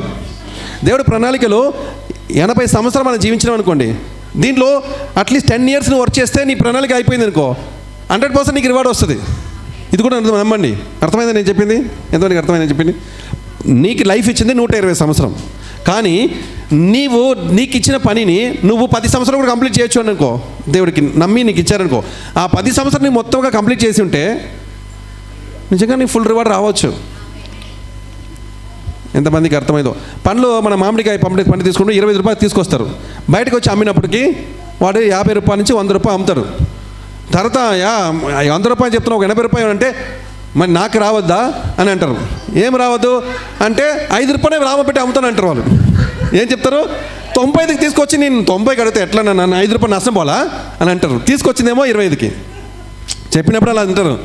కానీ అట్లా 90కి అమ్మారనుకో, 100 రూపాయలు అమ్మారనుకో, 4 పంటకు 1 పంట లాభం వాళ్ళకి, అంతే కదా. సో హాఫ్ ఆఫ్ ద పంట క్వార్టర్ పండు 100 పంట తీసుకొస్తే దాంట్లో 25 పంట అమ్మగానే తీసుకొచ్చిన మన కొనుక్కొని వచ్చిన ధనం వచ్చేస్తుంది. ఇంకొక సగం పంట అమ్మగానే కొంచెం లాభం కూడా వచ్చేస్తుంది. మిగిలినంతా ఏమంటారు, అలిగి గిలిగిపోతే అంటే పాడైపోయినా పురుగులు అయినా వాళ్ళకేం ప్రాబ్లం లేదు. ఎందుకంటే ఆల్రెడీ అసలు వచ్చింది, కొంచెం భగవాన్ ప్రాఫిట్ వచ్చింది, మిగిలినంతా ఉత్తానే. అర్థమైంది లేదా? ఈ కాన్సెప్ట్ గుర్తుపెట్టుకోండి. ఒకవేళ మనం చేసిన దాంట్లో దేవుడు ఇలా చేసి ఉంటే ఆయన బిజినెస్లో, బికాజ్ దేవుడు చెప్పారు ఇస్ మై ఫాదర్స్ బిజినెస్ అన్నారు. ఇది ఒక బిజినెస్గా ఉండి మన దాంట్లో మనం చేయాల్సిన పనిలో 100లో 20% చేస్తే నా ఫుల్ సాటిస్ఫైడ్ రా అని దేవుడు అనుకుంటే, అయితే మనం ఆల్రెడీ సాటిస్ఫైడ్ ఉండొచ్చు. తర్వాత ఉన్నదంతా ఎక్స్ట్రా క్రెడిట్, ఎక్స్ట్రా రివార్డ్స్ ఉండొచ్చు. హల్లెలూయా. నేను చెప్పిన జ్ఞానం కలిగిందా లేదా, మీకు డౌట్ వచ్చిందో తెలియదు. బికాస్ యేసుక్రీస్తు చెప్పినట్టు ఇట్స్ మై ఫాదర్స్ బిజినెస్ అన్నారు కాబట్టి బిజినెస్ మాత్రం ఇట్లనే జరుగుతుంది. 4 in 1, 10 in 1 అని జరుగుతుంది. అంటే 1 out of 10, అంటే 1 రూపాయి కొంటే 10 రూపాయలు అమ్మాలి. సో నేను అనుకుంటాను, మీకు దేవుడు అప్పగించిన పనిని మీరు పూర్తిగా చేయలేకపోయినా లేదు, దేవుడు నిర్వహించిన ప్లాన్ ఎంత ఉందో నాకు తెలియదు. నీకు 40% ఉండొచ్చు, నాకు 20% ఉండొచ్చు. అంతవరకు కంప్లీట్ చేస్తే maybe God is fully satisfied. ఆ తర్వాత పోరా ఏం చేసుకో పోరా, నేను ఆల్రెడీ ఐఎమ్ సాటిస్ఫైడ్ దిగోగా అని అంటారేమో. కానీ స్టేడియం నుంచి బయటకు రావద్దు, చాలా ముషారు. హల్లెలూయా. స్టేడియం నుంచి మాత్రం బయటికి రావద్దు, పరిగెత్తండి. పరిగెత్తిన వారికి మాత్రమే పరలోకంలో వచ్చిన స్వరం వినిపిస్తుంది. ఆమేన్. ఆ బూరధ్వని ఎవరికి వస్తుంది? ఆ స్టేడియంలో ఉన్న వారికి మాత్రమే వినిపిస్తుంది, మిగిలిన వాళ్ళకి వినిపించదు. దాంట్లో కింద పడిపోయిన వాళ్ళు అందరికీ వినిపిస్తుంది, దేవుడు చెప్తారు. బట్ పరిగెత్తిన వారికి మాత్రం ఫాస్ట్గా వినిపిస్తుంది, షార్ప్గా అనిపిస్తుంది. పడుకున్న వారికి వినిపిస్తుంది, అది ఏదో పిలుస్తున్నట్టే ఉంది కదా. పక్కన అడుగుతాడు, శామ్యుల్ అడిగినట్టు, అరే పడుకో, ఎవరు పిలిచినట్టు లేదు. మూడోసారి పిలిచినప్పటికీ ఏమైంది పా, ఎక్కడ పిలిచిన వాడు కనిపించాడు. ఇప్పుడు ఎవడు పక్కన వాడు కనిపించాడు. అప్పుడు అరే అయ్యయ్యో దేవా, నేను కూడా స్టేడియం ఉన్నా అని అంటాం. దయచేసి అది హుషారుగా ఉండండి. అందుకే దీని గురించి ఎక్కువ నేర్చుకుంటున్నాం. Amen. Why we are learning all these things. ఈ వర్సెస్ అని 21 వచ్చిన చదవండి, సూపర్గా ఉంటుంది చూడండి. Very very beautiful verses. ఇదంతా అట్లా రిజిస్టర్ చేసి పెట్టుకోవాలి. నేనే చెప్తాను, my citizenship is in heaven చెప్పండి. 20 వచ్చిన my citizenship is in heaven from which we also eagerly wait for the Savior, our Lord Jesus Christ. Okay, ఆ తర్వాత నెక్స్ట్ వచనము 21 వచనంలో, who will transform, Philippians 3:20-21, who will transform our lowly bodies that it may be conformed to his glorious body. ఎవరు glorious body? సమస్తమును తనకు లోపరుచుకున్న జాలిన శక్తిని బట్టి ఆయన మన దీన శరీరమును అని చెప్పండి. ఆయన మన దీన శరీరం, వేస్ట్ మొహాల్ని రాసుకోండి, వేస్ట్ మొహాల్ని ఆయన అలాంటి మంచి మొహాలు అలాగా మార్చేస్తారు. ఆమేన్. శరీరం జరని చెప్తే మ్యాచ్ కావట్లేదు మనకి, మన లాంగ్వేజ్ గొప్ప లాంగ్వేజ్. మనం అలాంటి చూడండి, లోలీ బాడీస్, దీన శరీరం. చూడండి, అసలు దీన శరీరాన్ని చెప్పండి, తన తెలుగు దీన శరీరాన్ని, మన దీన శరీరమును తన మహిమగల శరీరమును, తన మహిమ శరీరం. మీకు సెపరేట్ మహిమ శరీరం ఇవ్వలేదు, తన మహిమ కలిగిన శరీరముకు సమరూపముగా అంత చెప్పండి, సమరూపముగా గలదానిగా మార్చును. అంతా చెప్పలు కొడతాం. God is super. ఎవడు అలా చేస్తారు చెప్పండి, ఎవడు అలా చేస్తారు? రాజుడు ఒక డ్రెస్ తీసుకున్నాడమ్మా. రాజుడు ఒక డ్రెస్ కొనుక్కున్న డ్రెస్సు చాలా రాయల్ లుక్లో ఉంది, ఎవడు వేసుకోలేని ఒక మంచి డ్రెస్ వేసుకున్నాడు. ఓకేనా? పెళ్ళికి మీరు ఏమంటారు? నేను ఒకటి అడుగుతాను, ఇక్కడ ఎవరు ఎలా పెళ్లి చేసుకున్నారు? అందరూ పెళ్లి చేసుకునే వాళ్ళే కదా. సరే, ఓకే. మీరు అందరూ పెళ్లి చేసుకున్నప్పుడు వచ్చిన వాళ్ళందరికీ మీ పెళ్లి డ్రెస్ గిఫ్ట్గా ఇచ్చారా? అలా ఎవరైనా ఇస్తారా? పెళ్ళి వాడు స్పెషల్గా ఉండాలి అనుకుంటారు కదా. నేను కాస్ట్లీ డ్రెస్, నాకు అట్లీస్ట్ 80,000 రూపీస్ సూట్, నా భార్యకి 12 lakhs ఒక శారీ అని అనుకుంటాను నేను. వచ్చిన వాళ్ళందరికీ మీరు పత్రికలు ఇచ్చినప్పుడు చాలా ప్రేమించినట్టు యాక్షన్ చేసేసి పెట్టిన బట్టలు మాత్రం సిఎంఆర్లో డిస్కౌంట్లో 200 చీర, పట్టు చీర, దాని బిల్లు కూడా కట్టే డిస్కౌంట్ కాకుండా అటు పెట్టేసి తీసుకెళ్ళి ఇస్తాం. ఇచ్చిన వాళ్ళు ఉన్నారా లేదా? మీరు ఇవ్వలేదా? మా ఇంట్లో ఇస్తాం, మా అలవాటు అవుతుంది. అందరు పెద్ద వాళ్ళందరికీ ఇవ్వాలి, ఉదయం తెలిసి ఉంటుంది కదా.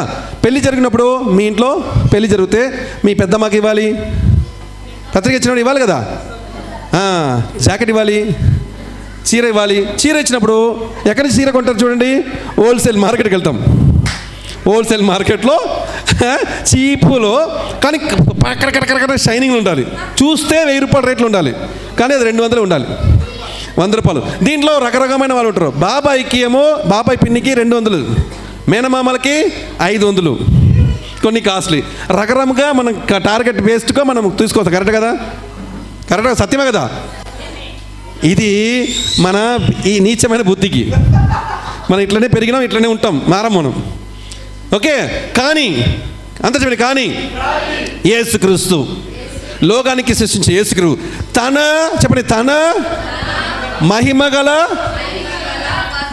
వస్త్రము శరీరము దానికి సమాన, అక్కడ చూడండి, సమపూర్వమైన సమరూపంగా, బాగుంది ఈ పేరు, సమరూపము గలదానిగా మార్చును. అదే చెప్పకూడదు యేసు ప్రభుకి. హల్లెలూయా, రియల్లీ ఇట్స్ గ్రేట్. ఆయన డ్రెస్కి మన డ్రెస్కి మ్యాచింగ్ ఉండకూడదు కదా, 100% మ్యాచింగ్ ఉండదు. మనకి ఖరీదుగా తీసుకురావాలి, అదే మనకి ఎక్కువ. కానీ ఆయనకి మ్యాచింగ్ డ్రెస్ తీసుకుంటున్నారు, ఆయనకి మ్యాచింగ్ శరీరం మనకు ఉంటుంది. అప్పుడు ఆ డ్రెస్ మాత్రం కాదు, శరీరమే. వస్త్రం అంటే ఈరోజు ఉంటుంది, రేపు ఒకరోజు మాత్రం ఇచ్చేసి రెండో రోజుకి నాపర్ మటలు ఇస్తారు కదా, నైటీస్లో షార్ట్స్లో ఉంటుంది. కానీ అది కాదు, శరీరమే. చెప్పండి, శరీరమే ఇంకా ఉన్నదము. హల్లెలూయా, దేవుడి స్తోత్రం. Very beautiful thought God has. So అందుకే యేసు ప్రభు అంటే చాలా ప్రేమించాలి మనం. ఆమేన్. ఈ లోకంలోకి ఎవరికన్నా ప్రేమ ఎవరికి ఇవ్వాలి మీకే తెలుసు. ఎందుకు? Because he has that thought. మనకి లేని థాట్స్, నిజంగా చెప్తున్నా, ఎవరు చేయలేరు, ఎవరు చేయలేదు. ఆయన థాట్సే వేరు. To be confirm to his glorious body, to his అని రాశారు చూడండి, దానికి మనం తలవంచాలి. ఓకే, హల్లెలూయా. సో ఇలాగా ఆయన ఆదికాండం నుంచి ప్రకటన వరకు ఎక్కడ మనం చూస్తున్న వాక్యాలన్నీ ఇట్లా కనిపిస్తుంటాయి. బట్ ఎందుకు దీన్ని పదే పదే నేర్చుకోవాలి? ఖచ్చితంగా నేర్చుకోవాలి. డానియేల్ 7వ అధ్యాయం వెళ్ళిపోతాం, ఒకసారి చదువుతాం. డానియేల్ 7వ అధ్యాయము, ప్రకటన 17వ అధ్యాయంలో same things again and again replicate అవుతూనే ఉంటుంది. సో డానియేల్ 7వ అధ్యాయం ఒకసారి మనం చూసుకుంటాం. ఫాస్ట్గా పాయింట్స్ మాత్రం చూస్తాం, మనం ఫుల్గా చదవట్లేదు, బట్ ఒకసారి ఫ్లో చూసుకుంటాం. ఓకేనా? డన్నా? నేను ఫాస్ట్గా చెప్పాను. లాస్ట్ వీక్ నేను ఫాస్ట్గా మాట్లాడినా, ఈ వారు కూడా ఫాస్ట్గా మాట్లాడిపోతున్నా. మీరు చదివారు నమ్మేసి నేను ఫాస్ట్గా చెప్పబోతున్నా. చెప్పండి, 7వ అధ్యాయము విషన్ ఆఫ్ 4 బీస్ట్. 7వ అధ్యాయం ఏంటిది? 4 మృగం గురించిన దర్శనం. చెప్పండి, 4 బీస్ట్. ఓకే, మా ఇంట్లో ఉన్న బీస్ట్ కాదు ఇది. ఓకే, బైబిల్ ఉన్న beast. Okay, 4 beast. In the year, which year? First year of Belshazzar king of Babylon, Daniel had a dream. In the vision of his head while on his bed, then he wrote down the dream, telling the main facts. మీరు ఎప్పుడు లాస్ట్గా dream చూసి రాశారు? రాయట్లే కదా, రాస్తున్నారు ఇప్పుడు మధ్యలో రాస్తున్నారు. ఓకే, నేను ఆ కాలంలో డ్రీమ్ చాలా ఎక్కువ వస్తే ఏం రాస్తున్నారు, పక్కన బుక్ పెట్టుకుని పడుకున్నాం. అలా బుక్ పట్టుకుని టపక్కన రాస్తారు. లేవగానే డ్రీమ్ వచ్చి టక్కన రాసేసి మరలా ఆ డ్రీమ్ ఏమో ఆఫ్లో వచ్చినట్టే కంటిన్యూ రాసేసి మళ్ళీ పడుకున్నాం. మళ్ళీ దేవదేవ అది లోపలికి అదే డ్రీమ్ కంటిన్యూ అదే మధ్య సడన్గా బ్రేక్ అవుతుంది. డ్రీమ్స్ అంటే కంటిన్యూస్గా రాదు. సో కంటిన్యూ చేయడానికి చేస్తే నాకు కంటిన్యూటీ వస్తుంది మంచిగా. సిరీస్ 1 సిరీస్ 2 వెళ్తుంది నాకు కూడా. కానీ ఒక 2 రోజులు రాసినా అనుకుంటా, అంత తర్వాత ఆపేసిన. ఎందుకంటే బుక్ మొత్తం నిండిపోతుంది, అన్నీ రాస్తున్నా. ఇంకోటి రాసినప్పుడు చాలా ఫ్రెష్గా రాసినట్టు ఉంటుంది. ఆ లాస్ట్ లైన్స్లో గీక్ ఓన్లీ లైన్స్ మాత్రం కనిపించింది. మంచిగా రాసినట్టు అనిపించి రాస్తున్నా, కానీ నిద్ర వస్తుంది కదా, మన నిద్రలోనే రాస్తున్నాం. మళ్ళీ నిద్రనే గీక్ రాసేస్తే తర్వాత విడిచిపెట్టేస్తున్నాం. గొప్ప ఇది వల్ల కాదు. కానీ డానియేల్ గొప్పవాడు. హల్లెలూయా. డానియేల్ చాలా ఘోరమైన డ్రీమ్ అయినాను, వెంటనే రాయడానికి స్టార్ట్ చేస్తారు. That's writing habit is good habit. I mean మంచి వర్డ్స్ వచ్చినప్పుడు రైట్ చేయాలి. ఫుల్గా రాయలేకపోయినా మంచిగా ముట్టితే రాయాలా వద్దా? ఎక్కడ రాస్తారు? చిన్నపిల్లలు చూస్తారా, గోడలన్నీ గీకుతారు కదా, అట్లా రాసి పెట్టండి ఎక్కడన్నా. Really when you write it's double. చెప్పండి, double knowledge. Already it's registered in your brain, your writing it and it will be established. నాకు లేదు మరి, అది ఒక మర్మం. హబక్కూకులో ఉంది కదా, ఏముంచారు? రైట్ ది విషన్ అనే ట్యాబ్లెట్ అని రాసేసి దానిని నమ్మన్నారు. అంటే అది ఆలస్యం అవ్వచ్చు, కానీ రాస్తే ఆలస్యం అవ్వచ్చు, కానీ ఖచ్చితంగా నెరవేరుతుంది. చదువువాడు పరిగెత్తుచు చదువు వీలునగినట్లు నీవు ఆ దర్శన విషయమును పలక మీద స్పష్టముగా రాయము. నువ్వు ఆ దర్శన విషయాన్ని పలక మీద స్పష్టంగా రాయము. ఆ దర్శన విషయము నిర్ణయ కాలమున జరుగును. నమ్మండి, ఇది ఒక వెలుగు. దర్శనము నిర్ణయ కాలంలో జరుగును. సమాప్తమగుటకై ఆతురపడుచున్నది, అది తప్పక నెరవేర్చుది పడను. అది ఆలస్యముగా వచ్చినను. అందరూ చెప్పండి. వాగ్దానము దర్శనము రాసినప్పుడు ఆలస్యం కావచ్చు, బట్ దాని కొరకు కనిపెట్టము, అది తప్పక జరుగును. చాలా that's a most mystical thing that when you write it down it's done. ఆమేన్. ఈ పొలం నాది అని మీ అయ్యా చెప్తే నమ్మొద్దు, రాసిమని చెప్పు. ఇప్పుడు ఒప్పుకుంటాం, అట్లా నా అయ్యా చెప్పింది కదా అని నమ్ముకుంటాం. తర్వాత కాలంలో అయ్యాకి కొడుకు పుడుతుంది, కూతురు పుడుతుంది, తర్వాత కూతురికి కొడుకు పుడితే వాడికి ఏం తెలియదు. ఓకే, అయ్యా రాయలేదు, ఎవరు రాయలేదు అంటారు. లేదు, రాయాలి. Amen. Please write it down, something very particular. Words కూడా అంతే. బైబిల్ వర్డ్స్ చదివినప్పుడు మంచి వచనాలే రాసుకుంటా కదా నోట్బుక్లో. Everybody writes, no, most of the people writes. గొప్ప గొప్ప సేవకులు రాస్తారు. ఎందుకని? Without their knowledge, but because it's a mystery. ఏమంటే అది ఒక రహస్యము. వాళ్ళు తెలిసి రాస్తున్నారో తెలియకుండా రాస్తున్నారో, బాగుంది రాసి పెట్టి కూడా తెలియదు. కానీ బైబిల్ రహస్యము ఎవడు విన్న వెంటనే రాస్తున్నాడో వాడు గొప్పవాడు. అది జరిగిపోతుంది. ఆమేన్. నేను కూడా మన కోర్ మినిస్ట్రీస్లో ఈ పేరు పెట్టిన తర్వాత చాలా పేరు రాసి పెట్టిన. Because I know there is not be one name, చాలా నేమ్స్ ఉండేది రాసిన. సో అదంతా దేవుడు ఒక్కొక్కరా నెరవేరుస్తున్నారు. ఆమేన్. It happens. ఓకే, ఏం జరిగింది చూద్దాం. డానియల్ ఒక దర్శనం చూశాడు. 4 మృగం వచ్చిన ముందు, దానికి ముందు ఒక గాలి వచ్చింది. చదువుతాం 2వ వచనం నుంచి. దానియేలు వివరించి చెప్పినదేమనగా, రాత్రి యందు దర్శనములు కలిగినప్పుడు నేను తేరు చూచుండగా ఆకాశపు నలుదిక్కుల నుండి సముద్రం మీద గాలి విసురుట నాకు కనబడెను. అప్పుడు 4 మిక్కిలి గొప్ప జంతువులు మహాసముద్రముల నుండి పైకెక్కాను. ఆ జంతువులు ఒకదానికి ఒకటి భిన్నములై ఉండెను. మొదటిది సింహమును పోలినది గాని. సో బైబిల్లో సముద్రం అంతా చూడండి. సముద్రం అంటేనే మల్టిట్యూడ్ ఆఫ్ పీపుల్ అర్థం. What is that mean? Multitude of people. చాలా జనాల నుంచి ఒక మృగం లేస్తుంది అర్థం. ఓకే, సముద్రం అంటే సముద్రం నుంచి రావట్లేదు ఎవరు, కానీ సముద్రం అంటే జనాల మధ్యలో నుంచి ఒక రాజు లేస్తున్నారు అర్థం. ఒక మృగం లేస్తుంటే ఒక రాజు లేస్తున్నారు అర్థం. ఓకే, రాజ్యం వస్తుంది అర్థం. ఓకే, సో ఇది 4 విషయాలు మీకు ఆల్రెడీ చూసి ఉంటారు. మనం ఫుల్గా చదవట్లేదు, డైరెక్ట్గా వచ్చేస్తాం. సో ఆయన చదివిన తర్వాత 3 మృగాలు మనకు తెలుసు. 3 మృగాలు మనం చూసినాం కదా ఆల్రెడీ. ఫస్ట్ ఏమో సింహం చూసినాం, దానికి ఈగల రెక్కలు ఉన్నాయి. తర్వాత రెండవది ఏంటిది? ఈగల రెక్కలు ఉన్నాయి, సింహం లాంటి మొహం ఉన్నాయి, కానీ మనిషిలాగా కాళ్ళు ఉంటాయి. అంటే వ్యత్యాసమైన స్ట్రక్చర్స్ ఉన్నాయి. ఓకేనా? అయితే సింహం లాంటి మొహం అంటే ఫియర్స్, అంటే లీడర్ లాంటి క్వాలిటీస్. రాజ్యం చేస్తారు, ఏలుతారు, మొత్తం చాలామందిని ఏలుతారు. ఒక రాజ్యం వస్తుంది, దాంట్లో మనుషులాగా యాక్ట్ చేసేస్తారు, బలహీనంగా కూడా ఉంటాడు. అట్లని మనము ఈచ్ అండ్ ఎవ్రీ పార్ట్స్ని సెపరేట్గా మనం చదివితే దాని రాజ్యంలో మనం మిక్స్ చేయవచ్చు. అర్థమైందా లేదా? సెపరేట్ నేర్చుకోవాలి. ఈగల్ అన్న గుణాల లక్షణాలు పెట్టాలి. మనుషుడు కాలంటే కాలు మాత్రం ఎందుకు పెట్టారు? మనుషుడు ముఖం మాత్రం లేదు, ఓన్లీ కాలు మాత్రం ఉంది. So that means they will be able to stand.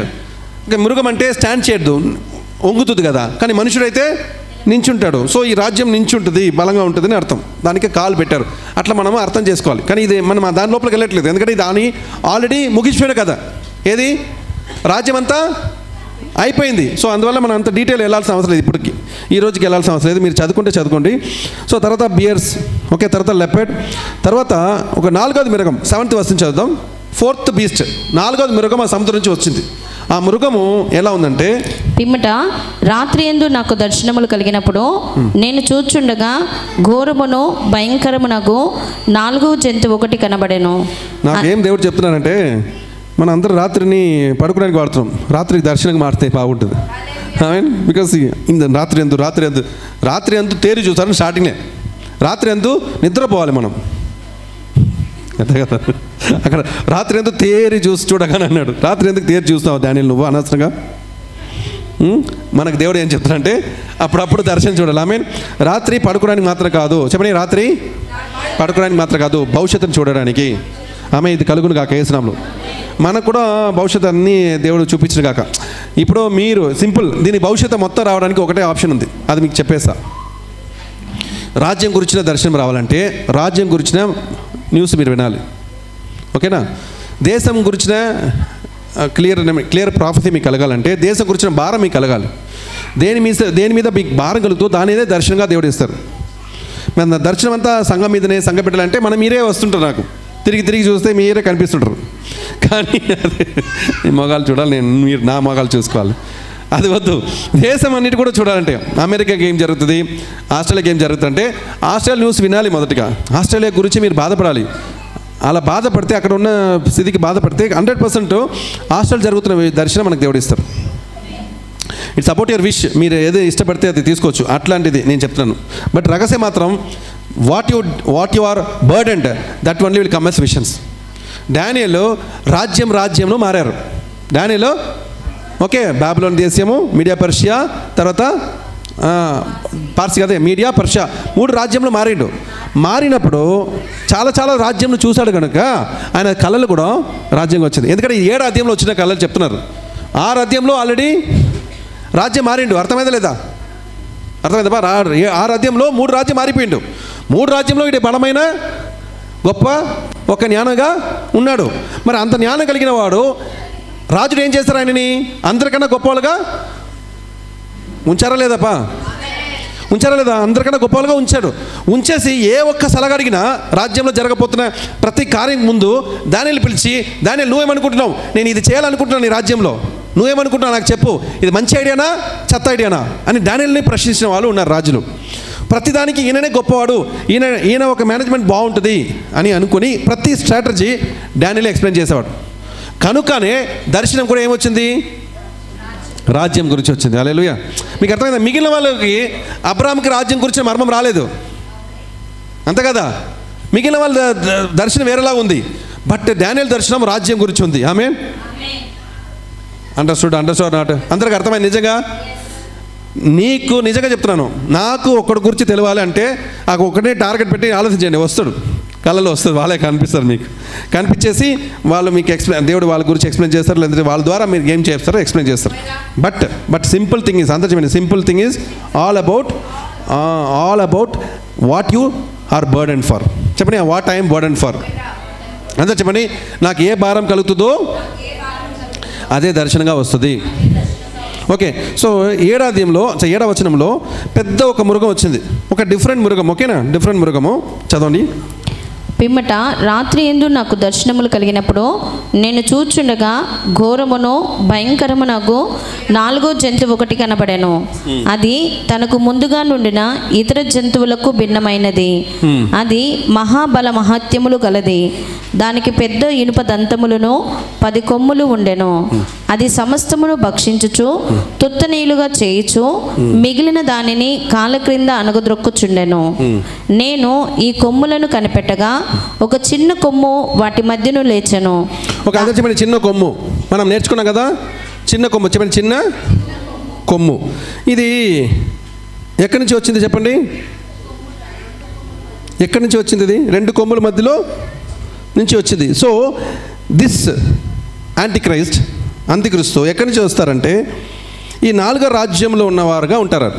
4వ రాజ్యంకి సంబంధించిన వారుగా ఉంటాడు. ఎందుకంటే వాళ్ళ మధ్యలోనే వీడు కూడా అటువంటి కేటగిరీలో ఉంటాడు. అర్థమైంది? తర్వాత నేను ఈ కొమ్ములను కనిపెట్టగా ఒక చిన్న కొమ్ము వాటి మధ్యను లేచెను. దానికి స్థలం ఇచ్చుటకై ఆ కొమ్ములలో 3 పెరికి వేయబడినవి. ఈ కొమ్మునకు మానవుల కన్నుల వంటి కన్నులను గర్వముగా మాటలాడు నోరును ఉండెను. సో నేను అడుగుతున్నాను, మొత్తం ఎన్ని కొమ్ములు ఉన్నాయి? మొత్తం లెక్క పెట్టండి. ఇక్కడ చాలా కొమ్ములు చెప్పారు కదా. మొదటిగా 7వ వచనంలో మరలా చూడండి, ఒక 4వ మృగం వచ్చింది. అందరికన్నా చాలా గొప్పగా ఉంది. అది దానికి ఐరన్ టీత్ ఉంది. ఓకే, అందరినీ ట్రాంపుల్ చేస్తుంది. It was different from all the beast that were before it and it had 10 horns. ఎన్ని హార్న్స్ ఉన్నాయి? 10 కొమ్ములు ఉన్నాయి. ఈ 4వ మృగంకి 10 కొమ్ములు ఉన్నాయి. గుర్తుపెట్టుకోండి, only the 4th beast has 10 horns. Remaining బీస్ట్కి హార్న్స్ గురించి రాయలేదు. కొమ్ము మీకు తెలుసుకోదే అధికారం, రాజుడు. ఓకే, సో రాజ్యంలో రాజుడు. రాజ్యం ఏంటో మృగము, కొమ్ములేమో రాజుడు. ఓకే, పవర్ అధికారం ప్లస్ రాజుడు కూడా. సో 10 రాజుడు. గుర్తుపండి, 10 horns mean 10 Kings. ఇది ఇక్కడ మాత్రం లేదు, మొత్తం అదే ఉంది, స్ట్రక్చర్ మొత్తం అదే.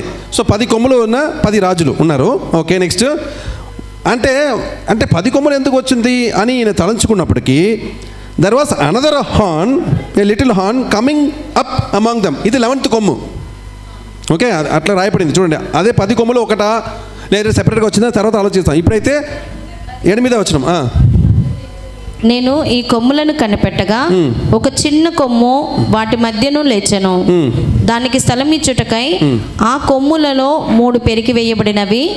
ఈ కొమ్మునకు మానవుల కన్నుల వంటి కన్నులను, గర్వంగా మాటలాడు నోరును ఉండెను. ఓకే, అయితే ఈ 10 కొమ్ములనే మ్యాటర్. ఇది 10 కొమ్ములో 3 కొమ్ముని తీసేసి దానికి పక్షంలో ఒక చిన్న కొమ్ము వస్తుంది, అంతేదా? కరెక్టా? సో ఇప్పుడు మీకు ఇది ఒక కొమ్ములు మ్యాటర్. ఇది అంటే రాజులు మనం చదవాలి. కొమ్ములు చదివితే మనకు కొమ్ములు వస్తుంది, మనకి అర్థం. ఓకే, అయితే కొమ్ములు పైకి వచ్చింది, చిన్న కొమ్ము. ఇది మానవుడు అలాగా ఉంటుంది, మాట్లాడు. సో ఈ కొమ్ము మాత్రం anti Christ. Okay, because it's a man. Okay, ఆయన మనుషుడు, ఆయన మిగిలినలాగా ఆత్మ కాదు. సో అంత్యక్రీస్తు ఆత్మ అందరిలో ఉంటాయి. చాలామంది అంత్యక్రీస్తు ఆత్మలు ఉంటారు, కానీ ఈ ఆత్మలు మాత్రం మనుష్య రూపంలో వస్తుంది. Okay, that's very clear. Next చూడండి, ఇప్పుడు అంత్యక్రీస్తు వచ్చేసాడు. ఇక్కడ క్లోజ్ చేద్దాం. అంత్యక్రీస్తు వచ్చాడు, 10 రాజులు ఉన్నారు. ఆ 10 రాజులు ఏదో ఒక రాజుడు అంత్యక్రీస్తు. వాడు ఒక 3 రాజ్యం తీసేసి వీడు పవర్ఫుల్ వస్తున్నాడు. సో 4 రాజ్యంకి పవర్ఫుల్ ఈడే. సో మొత్తం 4 కొమ్మునికి బదులుగా ఒక కొమ్ము సరిపోయింది. ఓకే, వీడు వచ్చినప్పటికీ వీడికి చాలా మాట్లాడతాడు. అందరూ గర్వమైన మాటలు చెప్పండి, గర్వమైన మాటలు. సో మీకు తెలుసు అది సాతాను ఆయనకి అధికారం ఇచ్చింది అర్థం. ఉత్తగా రాలేదు ఆ గర్వం ఏంట. గర్వం మాట ఎందుకు వచ్చింది? గర్వం కలిగిన సాతాను తన ఆత్మని అంత్యక్రీస్తుకి శక్తి ఇచ్చింది గర్వంగా మాట్లాడడానికి. అందువల్ల ఈ మనుషుడు అంత్యక్రీస్తు కాదు, సాతాను అలాగా మాట్లాడడం స్టార్ట్ చేశాడు. డన్. నెక్స్ట్ 9వ వచనం ఫాస్ట్గా. ఇంకా సింహాసనములను వేట చూచి తిని మహారుద్రుడొకడు కూర్చుండెను.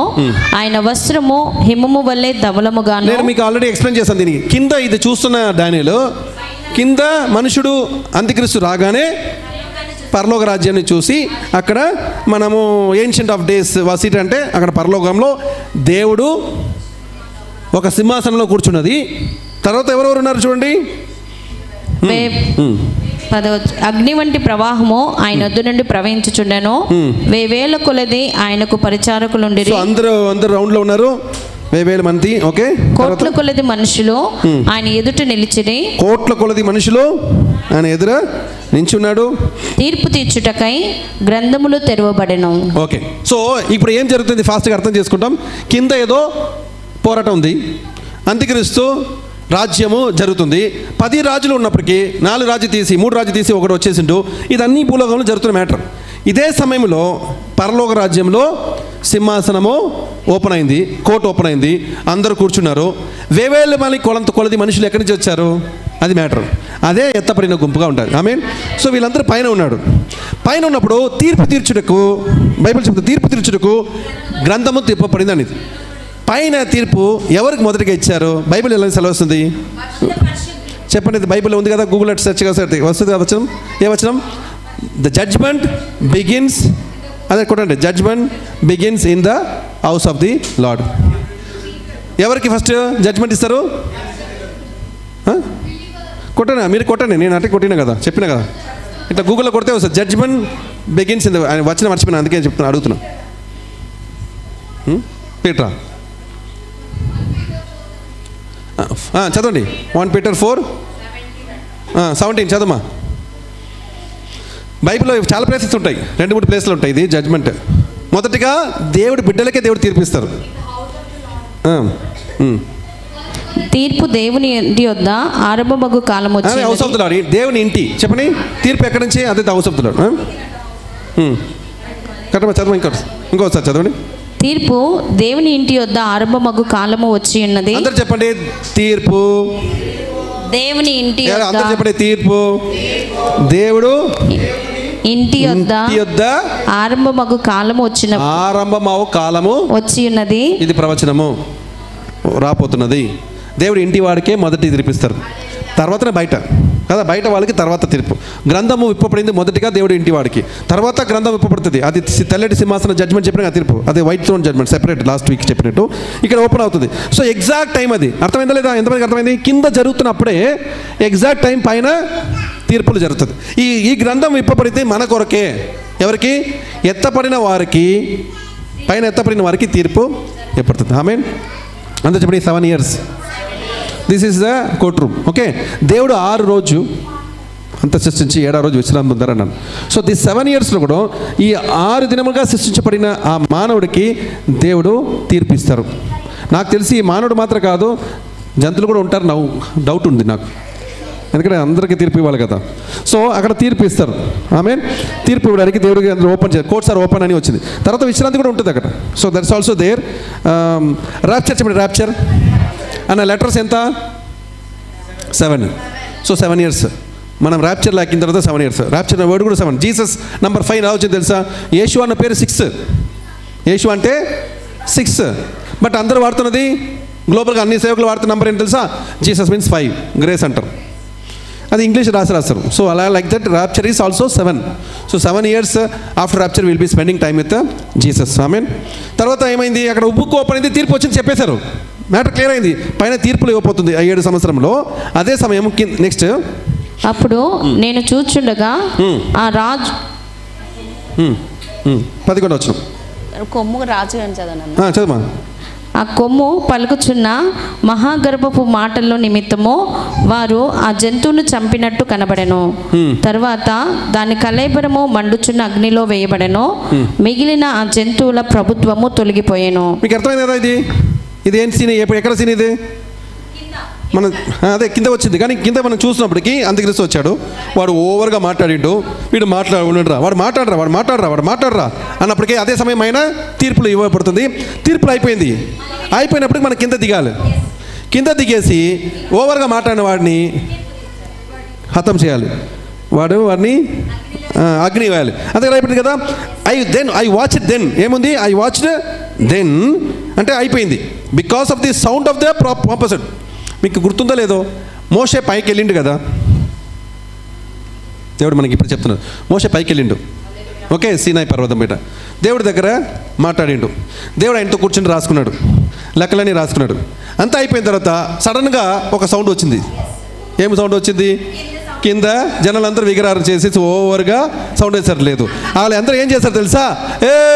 మనకు నాయకుడు లేడు, మనకు ఒక నాయకుడు తయారు చేసుకుంటాం, దూడ తీసుకుంటారు అని చెప్పి అందరు బంగారం తీసి పెడితే అహరోన్ చెప్పింది తెలుసా? కథ తెలుసు కదా మీకు? ఎంతమందికి తెలుసు? నాకేం తెలుసు మోసన్నా, నేను మోసపోయానన్నా, నీ ఎలాగన్నా. ఓకే, నేను అందరూ నువ్వు మోసపోయాడు అంటే నేను నిజంగా నేను మోసపోయానన్నా, మోసపోయాడని. నువ్వే నన్ను నాయకుడు అని అనుకున్నానన్నా, కానీ నాయకుడు ఎవరు లేదన్నా అన్నాడన్నా. ఇప్పుడు ఏం చేయాలన్నా నాకు అర్థం కాలేదు. అందరి దగ్గర మీరు బయట వచ్చినప్పుడు నువ్వు ఏం చెప్పావన్నా? ఏం చెప్పినానరా? అందరి దగ్గర బంగారం తీసుకుని వచ్చినావని చెప్పినావు కదా, అది రహస్యం నాకు అర్థం కాలేదన్నా. అప్పుడు అర్థమైందన్నా. అందుకోసం మోసస్ అన్న ఏం చెప్పిండు? చనిపోకమునుపు అందరి దగ్గర బంగారం తీసుకొచ్చినాడా? అందరు బంగారం నా దగ్గర పెట్టండి రా. నన్ను తీసుకొచ్చి అన్నా ఇక్కడే మంట పెట్టి పెట్టినన్నా, బయటకు వస్తే దూడ వచ్చిందన్నా అన్నాడు. ఏమన్నాడు ఆయన? ఇంగ్లీష్ చూస్తే చాలా జోక్ ఉంటుంది. I collected the coins gold and put in the fire and this golden calf came out అన్నాడు. ఎంత మోసగాడు తెలుసా ఆరను. అంత దూడని తయారు చేయాలి, వీడు లోపల పెట్టగానే నాకు అర్థమైంది. ఇప్పుడు మీరు ఎలా పెట్టి ఉన్నా అనుకున్నారు తెలుసా? వీడు మోల్డ్ తయారు చేసి దాని లోపల బంగారం అన్ని లోపల రింగులు అన్నీ మోల్డ్ లోపల పెట్టేసి ఆ మోల్డ్ని మొత్తం అగ్నిలు పెట్టినట్టు ఉన్నాడు. బయటకు గోల్డెన్ కాఫ్ వచ్చింది. గోల్డెన్ కాఫ్ కదా, మోల్డ్ ఉంటుంది కదా వస్తుంది. ఇప్పుడు అర్థమైంది ఎందుకు ఇది చెప్పిన. ఓకే, క్లారిటీ వచ్చింది. ఓకే, ఈ దూడ వచ్చిందన్నా అని చెప్పిండు. అయితే ఈ దూడనే మా నాయకుడు అన్నా మమ్మల్ని బానిసత్వం నుంచి బయట తీసుకొచ్చిన ఆ బంగారు దూడకి నమస్కారం అన్నా అంటే నమస్కరించాడు అనమాట. అయితే ఇది జరిగిందా లేదా? కిందకి ఈ సౌండ్కి అందరికీ ఆర్పటం, డ్యాన్స్ ఆడడం స్టార్ట్ చేశారు. పాప డ్యాన్స్ ఆడితే ఆ సౌండ్ అక్కడ వినిపించింది. పర్లేదు, మోస సీరియస్గా రాస్తున్నారు. దేవా అయిపోయింది ఆజ్ఞలు 613, ఇంకేమైనా ఉందంటే చాలరా నువ్వు రాసింది, దాంట్లో ఒక్కరు కూడా మీ వాళ్ళు పాటించరా, కింద పోరా, సౌండ్ ఎక్కువ వస్తుంది, నువ్వు నాయకుడు కాదురా, నేను కూడా నాయకుడు, మమ్మల్ని మన ఇద్దరు మోసం చేస్తారా, వాడు వేసాయి అని దేవుడు మోసాన్ని కింద పంపించాడు కదా. ఎగ్జాక్ట్ సీన్స్ ఉంది చూడండి 11వ వచనంలో. I watched then because of the sound of the pompous words. Somebody pompous words. English of pompous. గర్వమైన మాటలు, మీ డంబమైన మాటలు అంటారు కదా, pompous words which the horn was speaking, which the ఆ చిట్టి కొమ్ము చెప్పండి, ఆ చిట్టి కొమ్ము గర్వమైన డంబం మాటలు మాట్లాడుతున్న సౌండ్ కోర్టులో అవార్డు అని అయిపోయింది, రివార్డ్ అయిపోయింది, అవార్డు అయిపోయింది. అప్పుడు వినిపించిందంట, ఏ పోరాని అన్నారు, మనం పోతాం మనం. అప్పటికి ఐ వాచ్ టిల్, చూడండి ఐ వాచ్డ్, ఎంతమందికి బాగుంది, అర్థమైంది, నాకు చాలా సంతోషం వస్తుంది ఈ వాక్యం. I watched till the beast was slain. అంటే ఎవరు వాచ్ చేశారు? డానియల్ ఎప్పుడో చూసేసిండు. ఏం చూసాడు? ఆ డంబం మాట్లాడుతున్న కొమ్ముని దేవుడు కొట్టి చంపి, అంటే మొదటిగా స్లెయిన్. ఫస్ట్ ఏం చేస్తున్నారు దేవుడు? అంత్యక్రిస్తు చంపుతున్నారు. రైపడి చూడండి, జంతువును చంపినట్టు కనబడెను. అవును. తర్వాత దాని కళేబరము మండుచున్న అగ్నిలో వేయబడెను. చంపి ఆ శరీరము అగ్నిలో వేయబడింది. హల్లెలూయా. అందరూ చప్పట్లు కొడతాం. దేవుడు నామం భయం కలుగును గాక. అంత్యక్రిస్తు అగ్నిలో వేయబడతారు. ఆమేన్. మనం దానికి సాక్ష్యం. If Daniel has seen the same spirit works inside of us, we also will see Antichrist burning. మర్చిపోద్దు, అంత్యక్రిస్తు అగ్నిల గుండంలో పడుతూనే మన కలర్ చూడాలి. ఆమేన్. మర్చిపోదు. Amen. You have to see. Amen. ఆ తర్వాత 12వ వచనం, మిగిలిన ఆ జంతువుల ప్రభుత్వము తొలగిపోయేను. సమయము వచ్చే వరకు అవి సజీవుల మధ్యను ఉండవలనని ఒక సమయము, ఒక కాలము వాటికి ఏర్పాటాయను. ఓకే, మీకేం అర్థమైంది ఇప్పుడు? ఈ రాజ్యము ఇంకా తొలగిపోలేదు. రాజ్యం ఇంకా, అంత్యక్రిస్తు చంపబడారు, అంత్యక్రిస్తుతో పాటు చాలామంది చంపబడుతున్నారు, కానీ ఆ రాజ్యం మాత్రం దేవుడు తీయలేదు. అర్థమైందా లేదా? So that means still more people are going to live అని అర్థం అక్కడ. అందుకే rest of the beast, as far the rest of the beast అంటే చాలా మృగాలు ఉన్నాయని అర్థం. మృగాలు, మనం చూసిన మృగాలు, అందరి రాజ్యం అక్కడ ఉంది. They had their dominant taken away. వాడుకున్న అధికారం ఏమైంది? అయ్యో, నేను చాలా పెద్ద మరణం చెప్తున్నాను. అధికారము వెళ్ళిపోయింది. వాళ్ళ పైన నాయకులు ఎవరు లేరు. ఇప్పుడు టెర్రరిస్ట్ లీడర్ అందరూ ఇజ్రాయెల్ వాళ్ళు ఏం చేశారు? మొదటిగా అందరూ లీడర్స్ చంపేస్తారు. లీడర్స్ తీసేస్తే ఇంకా వేస్ట్ వాళ్ళు జనాలు, లీడర్ లేని జనాలు. సో అది ఉంటున్నారు. At their lives were prolonged. చెప్పండి, at their lives were prolonged. ఎందుకని? వాళ్ళందరూ రాజ్యంలో ఇంకా ఉండబోతున్నారు. ఏ రాజ్యంలో? మనందరూ కింద వచ్చినప్పుడు వాళ్ళు ఉండబోతున్నారు, మనతో పాటు వాళ్ళు ఉండబోతున్నారు. మనం ఉండబోతున్నాం, వాళ్ళు ఉండబోతున్నారు. కానీ వాళ్ళకి ఘోరమైన రాజ్యము, కానీ రాజ్యంలో నాయకుడు మాత్రం లేదు, కానీ వాళ్ళు ఉంటున్నారు. రాయబడింది. నెక్స్ట్, రాత్రి కలిగిన దర్శనములను నేను ఇంకా చూచుచుండగా ఆకాశ మేఘారుడై మనిషి కుమారుని పోలిన ఒకడు వచ్చి ఆ మహారుద్ధుడగు వాని సన్నిధిని ప్రవేశించి ఆయన సముఖమునకు తేబడెను. సకల జనులను, రాష్ట్రములను, ఆయా భాషలు మాట్లాడు వారును ఆయనను సేవించునట్టు ప్రభుత్వమును, మహిమయు, ఆధిపత్యమును ఆయనకి ఇయ్యబడెను.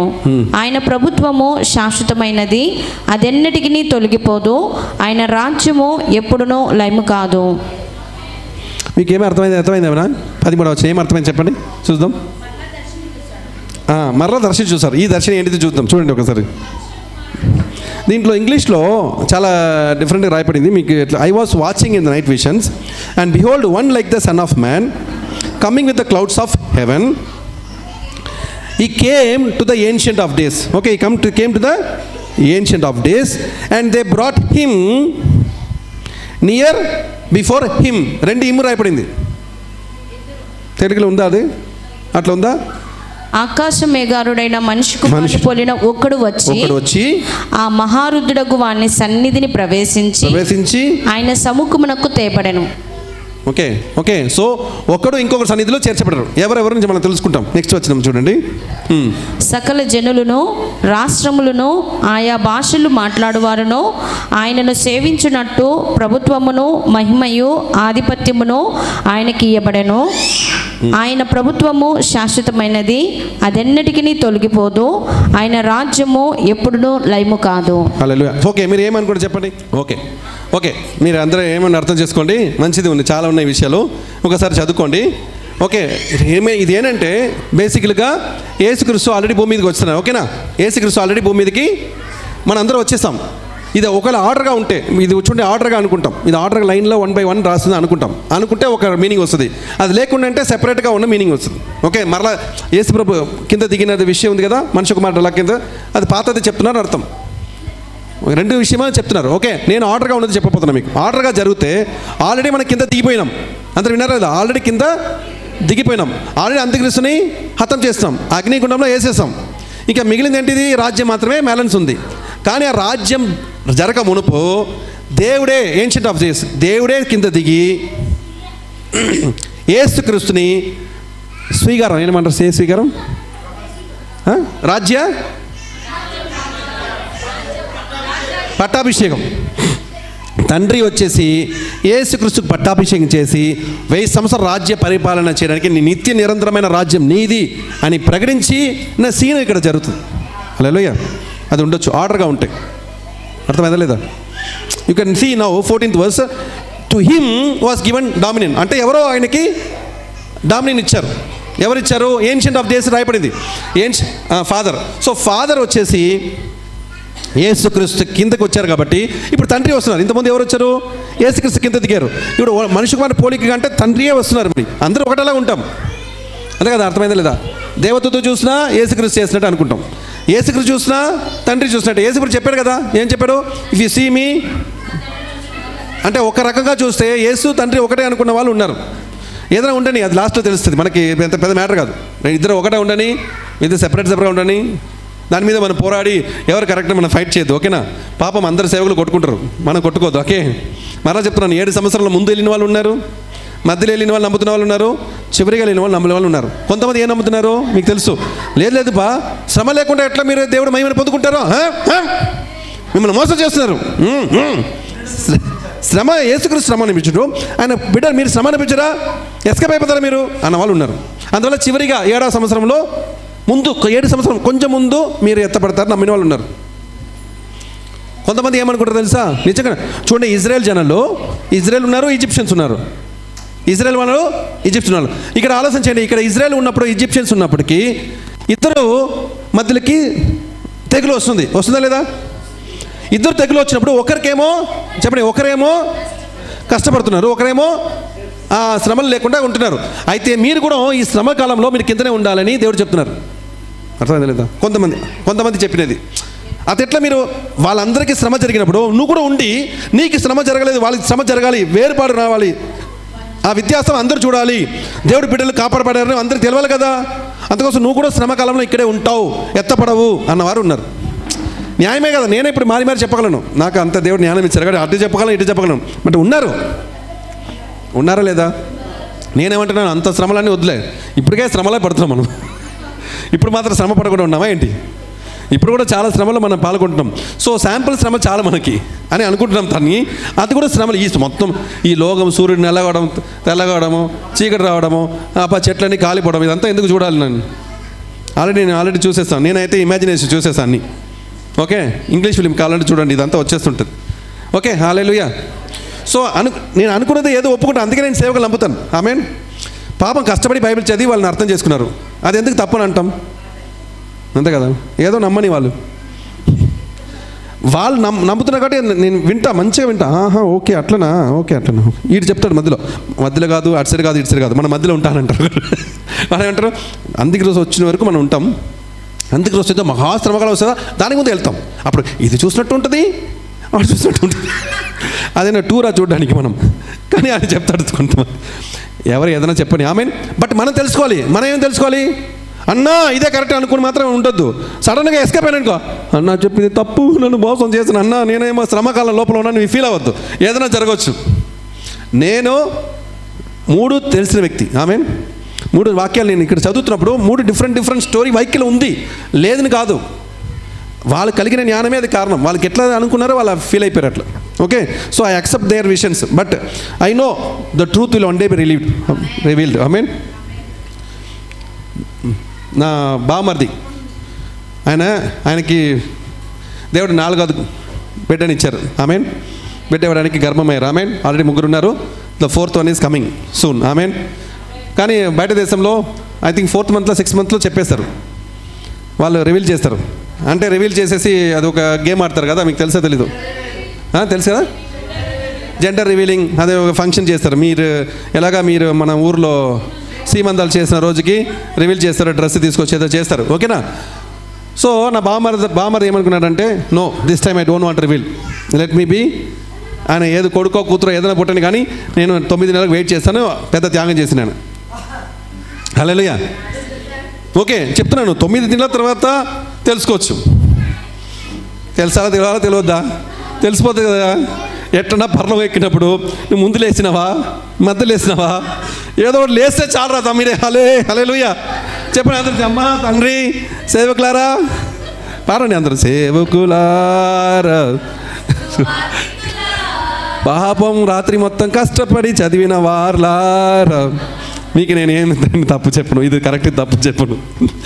ఎప్పుడు లేస్తే మాత్రం దాంట్లో నా పేరు ఉండును కాక. ఆమేన్. అంతా చెప్పండి, లేస్తే దాంట్లో నేను ఉండును కాక. ఆమేన్. ఓకే ఇది చాలా ఇంపార్టెంట్, అది అన్నిటికన్నా చాలా ముఖ్యం. ఓకే నెక్స్ట్ ఇదంతా జరిగిన తర్వాత ఓకే డానియల్ వాస్ గ్రీవ్డ్. అంతా చెప్పండి, డానియల్ వాస్ గ్రీవ్డ్. డానియల్కి ఏమైందంట? మనసులో కలవరం వచ్చింది. ఓకే కలవరం వచ్చింది, ఆయనకి తలనొప్పి వచ్చింది. తర్వాత అక్కడ ఉన్న దూదల దగ్గరికి వచ్చేసి అడిగిండు. అయితే దాని గురించి డీటెయిల్ ఎక్స్ప్లెయిన్ చేశారు. ఓకే ఇప్పుడు చూడండి 17th వస్తుంది. ఎట్లనగా ఈ మహా జంతువులు 4 అయ్యుండి లోకమందు ప్రభుత్వము చేయబోవు 4 రాజులను సూచించుచున్నవి. ఓకే 4 రాజులు. అయితే మహోన్నతుని పరిశుద్ధులే రాజ్యాధికారము నందుదురు. వారు యుగయుగములు యుగాంతముల వరకు. ఇక్కడ ఒక ఆన్సర్ ఉంది. ఇక్కడ ఏముంది? ద సెయింట్స్, అందరూ చెప్పండి, the saints of the most high shall receive the Kingdom. Okay so ఈ వాక్యం ప్రకారము మరలా తిరిగి తండ్రి కుమారుడికి ఇచ్చారు, కుమారుడు వీళ్ళందరికీ నెక్స్ట్ ఇవ్వబోతున్నారు. ఆమేన్. ఆర్డర్లో చూడాలంటే ఓకే అది మీరు అక్కడే అనుకోవచ్చు, అక్కడే రాజ్యము జనులకు ఇచ్చారు, పరిశుద్ధులకు ఇచ్చారు అనుకోవచ్చు. బట్ నేను చెప్తున్న ఆర్డర్లోనే బైబిల్ ఉంది. ఆర్డర్ ప్రకారం చూస్తే ఇది జరిగిందేనంటే ఈయన ఆలోచన చేసేటప్పటికి ఈయనకి తలనొప్పి వచ్చినప్పటికీ ఆయనకి ఏంటిది ఇది అర్థం కావట్లేదు అనుకున్నప్పటికీ నాకు తెలిసి డానియల్ తలనొప్పి వచ్చింది, అంతే కదా? అది అర్థమైంది కదా. ఈ మాట చెప్పకుండా డానియల్ తలనొప్పి పోయి ఉంటుంది. డానియల్ నువ్వు కూడా రా, you also were a king. Amen. నువ్వు ఇప్పుడు ఏమో చీఫ్ ఆఫ్ వైస్ మెన్ ఉన్నాను, లేదు నువ్వు కూడా రాజ్యం, నీ తల మీద కూడా కిరీటం పెడతారు. హల్లెలూయా. మేబీ తలనొప్పి వచ్చిన కోసం చెప్పి ఉంటారేమో, just joke for joke, maybe it like that. Okay but the saints of the most high, అందరూ saints of the most high shall receive the kingdom and possess the kingdom forever, even forever and ever. అప్పా ఇంకా రాయడానికి ఏం space లేదు, అంతే ఎవరెవర్ రాశారు. ఆమేన్. ఆమేన్. మనకి ఒక స్థిరమైన నిరంతరమైన రాజ్యం దేవుడు ఇవ్వబోతున్నారు. Amen. Amen. That's what. See when you are reading this chapter we also should know because this is చాలా హై రేటెడ్ సబ్జెక్ట్. కానీ అదే సబ్జెక్ట్లో మనకు కూడా శరీరంలో ఉన్నాం కనుక ఈ శరీరంలో మనకు కూడా దేవుడు కొన్ని పొజిషన్స్ ఇవ్వబోతున్నా నమ్మండి. ఎంతమంది అర్థమని నేను చెప్పింది? మీకు అర్థం కాలేదు. ఇప్పుడు మనం 3 నెలల లోపల దేవుడు మనకు పొజిషన్స్ ఇస్తారు. ఈ వాక్యం మనం చదువుతున్నప్పుడే ఎట్లా తెలుసు మీకు? ఎట్లా మీరు స్వీకరిస్తారు? ఎట్లా స్వీకరిస్తారు? అర్థమవుతుందా? ప్రవచనమేమో తర్వాత రాబోతున్న కాలంలో, ఇప్పుడు మనం చదువుతున్నాం కదా, దాని రుచి చూడాలి వద్దా? చూడాలి కదా. That's how prophecy has to be taken. Amen. You take the prophecy out of it and put it upon yourself. షూర్గా నీకు దేవుడు రాజ్యం ఇస్తారు. ఓకేనా? ఐఎమ్ ఎక్స్ప్లెయినింగ్ సో దట్ మీ సేవకులు కాబట్టి నేర్చుకోండి. ఉత్తగా బాగుంది కదా కదా అట్లే వెళ్ళిపోవద్దు, తీసుకుని వెళ్ళండి. ఆమేన్. గుడికి వెళ్ళినప్పటికీ గుడిలో నమస్కారం చేసి అట్లా వెళ్ళరు, ప్రసాదం తీసుకుని వెళ్తారు. ఇది మా హిందూ గుడిలో అర్థం చేసుకోండి. సో ఇది వాక్యము ఈవి టోల్డ్, ఈ is telling the saints of the most high shall receive, so you shall also receive something. రాజ్యము రాలేదు మనకి, ఏదో రాజ్యం మాత్రం ఇవ్వబోతున్నారు. చిన్న రాజ్యం మనకి ఇవ్వబోతున్నారు. ఇప్పటికి ప్రెసెంట్ సిచ్యువేషన్స్. తర్వాత ఒరిజినల్ రాజ్యం వస్తుంది. ఆమేన్. సో ఎవరెవరు పరిచయం చేయాలని కూడా పరిచయకి వెళ్ళాలి. పరిచయంలో దేవుడు ఏదో కార్యం చేస్తున్నారు, రాజ్యం దేవుడు ఇస్తున్నారు. See, ఒక ministry self is a gift, అంతే కదా. దేవుడు మేము నమ్ముకొని ఒక పరిచయం మీకు ఇస్తున్నారు, ఒక బిజినెస్ ఇస్తున్నారు, ఒక జాబ్ ఇస్తున్నారు. ఎందుకు ఇస్తున్నారు? ఏదో దేవుడు ఇవ్వాలని అనుకుని మిమ్మల్ని మీరు గొప్పవాళ్ళు అనుకుని ఇస్తున్నారు. అంగీకరిస్తారా లేదా మీరు? So I believe within 3 months we are going to get the job, business, ministries in every angles. ఆమేన్. ఏదైతే మనకు కావాలో ఆరోగ్యమైనా వచ్చును కాక వేస్తున్నాము. ఏదైనా తీసుకోండి, ఈ 3 monthsలో అది జరుగును కాక వేస్తున్నాము. I am going to receive it because it is from beautiful verse. అది తర్వాత జరగపోతుందని చెప్పి సంతోషపడడానికి కాదు, తర్వాత 100% జరుగుతున్న నమ్మకం కలగాలి, దాని రుచి మనం ఇప్పుడే అనుభవించాలి. ఆమేన్. Okay, next. ఇనుప దంతములను ఇత్తడి గోళ్ళును గల ఆ 4వ జంతువు సంగతి ఏమైనదని నేను తెలుసుకొని గోరితిని. ఓకే, సో ఇది అన్ని తెలుసుకోవడానికి డీటెయిల్ పోయారు, డీటెయిల్ అన్ని వదిలేద్దాం. ఓకే ఓకే, డీటెయిల్స్ అదే సేమ్ వర్సెస్ అన్నీ ఉంటాయి. 20 వచ్చిన చూద్దాం, 20th వర్స్ నుంచి. మరియు దాని తలపైనున్న 10 కొమ్ముల సంగతియు దాని మధ్య నుండి. So these are explanations now. ఇదేంటిది ఇప్పుడు ఆయనకి అర్థం కావాలని అడిగారు, ఇప్పుడు దూత ఎక్స్ప్లెయిన్ చేస్తుంది డీటెయిల్ మొత్తం. 10 నాన్స్ ఏంటిది? మరియు దాని తలపైనున్న 10 కొమ్ముల సంగతియు వాటి మధ్య నుండి పెరిగి 3 కొమ్ములను కొట్టివేసి కన్నులను గర్వముగా మాటలాడు నోరును గల ఆ వేరొక కొమ్ము సంగతియు అనగా దాని కడమ కొమ్ముల కంటే బలము కలిగిన ఆ కొమ్ము సంగతియు విచారించి తిని. ఈ కొమ్ము పరిశుద్ధులతో యుద్ధము చేయుచు వారిని గెలుచున దాయను. ఓకే, క్లారిటీగా ఉంది చూడండి, చాలా క్లారిటీగా ఉంది చూడండి. ఓకే ఓకే, నాకు కొంచెం డీటెయిల్ ఎక్స్ప్లెయిన్ చేయవా అని డానియల్ అడుగుతున్నాడు. డీటెయిల్ ఎక్స్ప్లెయిన్ చేసినప్పుడు నాకు ఒక డౌట్, ఆ కొమ్మును మాత్రం కొంచెం కాన్సెప్ట్ చేసి నాకు చెప్పవా అని అడుగుతున్నాడు. అది ఏంటి? అది 10 కొమ్ములు కనిపించింది, దాంట్లో ఒక చిన్ని కొమ్ము వచ్చేసి 3 కొమ్ముని తీసివేసి అది వచ్చేసి ఓవర్గా అందరికన్నా ఎక్కువ మాట్లాడింది కదా, ఆ మాట్లాడిన గర్వమైన మాటలు కలిగిన ఆ కొమ్ము గురించి చెప్పు అని అన్నప్పటికీ క్లారిటీగా చెప్తున్నారు చూడండి. ఈ కొమ్ము ఐ వాస్ వాచింగ్. సో వెంటనే ఇది ఒక ఏమంటారు, CCTV ఫుటేజ్ చూసినట్టు, క్రైమ్ ఫిలింలో CCTV ఫుటేజ్ చూపించి ఆ ATMలో ఎవడో పోయినా తిప్పి చూస్తారు. ఫస్ట్ నార్మల్గా చూసేస్తారు, తర్వాత కొంచెం తర్వాత లేదు వెనకరా జూమ్ చేయి ఇప్పుడు చూపి అని అంటారు కదా, సేమ్ సీన్ ఉంటుంది. అలా మొత్తం అయిపోయింది, ఏదో అయిపోయింది, రాజ్యం అయిపోయింది, పరిశుద్ధుల పైన అధికారం ఇచ్చేసారు. నాకు అది మాత్రం ఆ కెమెరా ఆ CCTV ఫుటేజ్ చూపించండి అంటాడు. ఎవడో డానియల్ అన్నాడు. సో చూపించాడు, జూమ్ చేశాడు. ఇప్పుడు ఆ అంత్యక్రీస్తు మాత్రం జూమ్ చేయరా, ఫోకస్ చేయరా అని అన్నప్పటికీ ఫోకస్ చేసిన అంత్యక్రీస్తు ఏం చేస్తున్నాడని చూస్తే డైరెక్ట్గా జూమ్ అయ్యిండు. పైనుంచి జూమ్ చేసి గూగుల్ ఎర్త్కి పోయి భూమి మీదకి అన్ని జూమ్ చేసి ఎక్కడెక్కడ ఉన్నాడంటే వచ్చినాడు. తర్వాత చూస్తే వాడు నిజంగా ఏం చేస్తున్నాడు. ఇది ప్రకటన గ్రంథం 13వ అధ్యాయం రాయబడింది, అర్థమైంది కదా. ఇది అక్కడే పక్కన పెట్టేసి 13వ అధ్యాయంకి వెళ్ళాలి. ప్రకటన గ్రంథం 13వ అధ్యాయంకి వెళ్ళి ఎవడు వీడికి అధికారం ఇచ్చిండో, ఏం చేయడానికి అధికారం ఇచ్చిండో అని అక్కడ రాయబడింది. చదువుతాం, తర్వాత ఇక్కడ వచ్చేసి ఫాస్ట్గా టైం ఓకే టైం అయింది. ఓకే ఫాస్ట్ 13వ అధ్యాయంలో మొదటి వచనం నుంచి చదవండి, నో ప్రాబ్లం.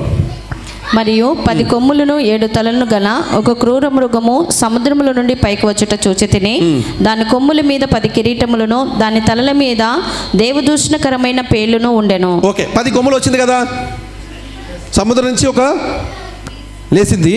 సేమ్ సముద్రమే కదా, అది కూడా ఇక్కడ సముద్రమే కదా.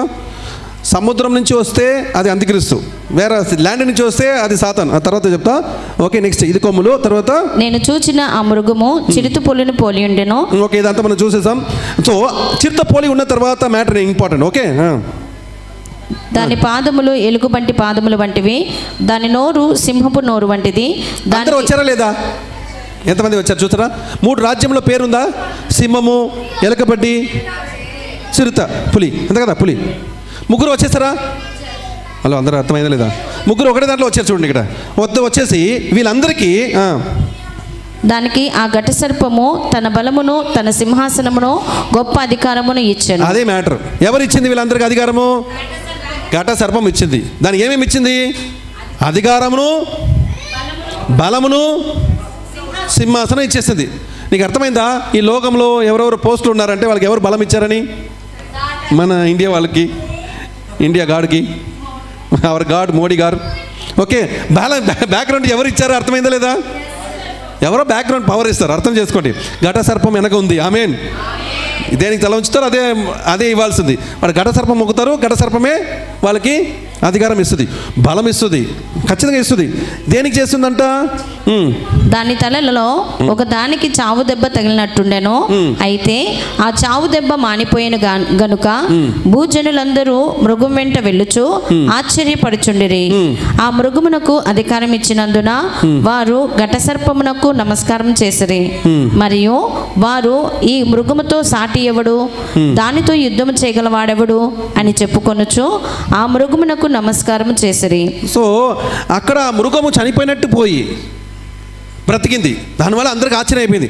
ఇట్స్ ఇంపాసిబుల్, ఇది ఒక మిరాకల్ జరిగింది అనమాట. ఆ మిరాకల్ చూసిన తర్వాత వాళ్ళు ఆశ్చర్యపడి, ఈ గడ సర్పం అంటే ఈ ఒక్క మృగ లాంటి వాడు ఎవడూ లేదు, అంటే ఈ డ్రాగన్ గడ సర్పం అలాగే ఎవరు లేరు అని 4వ వచనం. So they worship the dragon who gave authority to the beast. ఎవరిని నమస్కరించడం స్టార్ట్ చేశారు?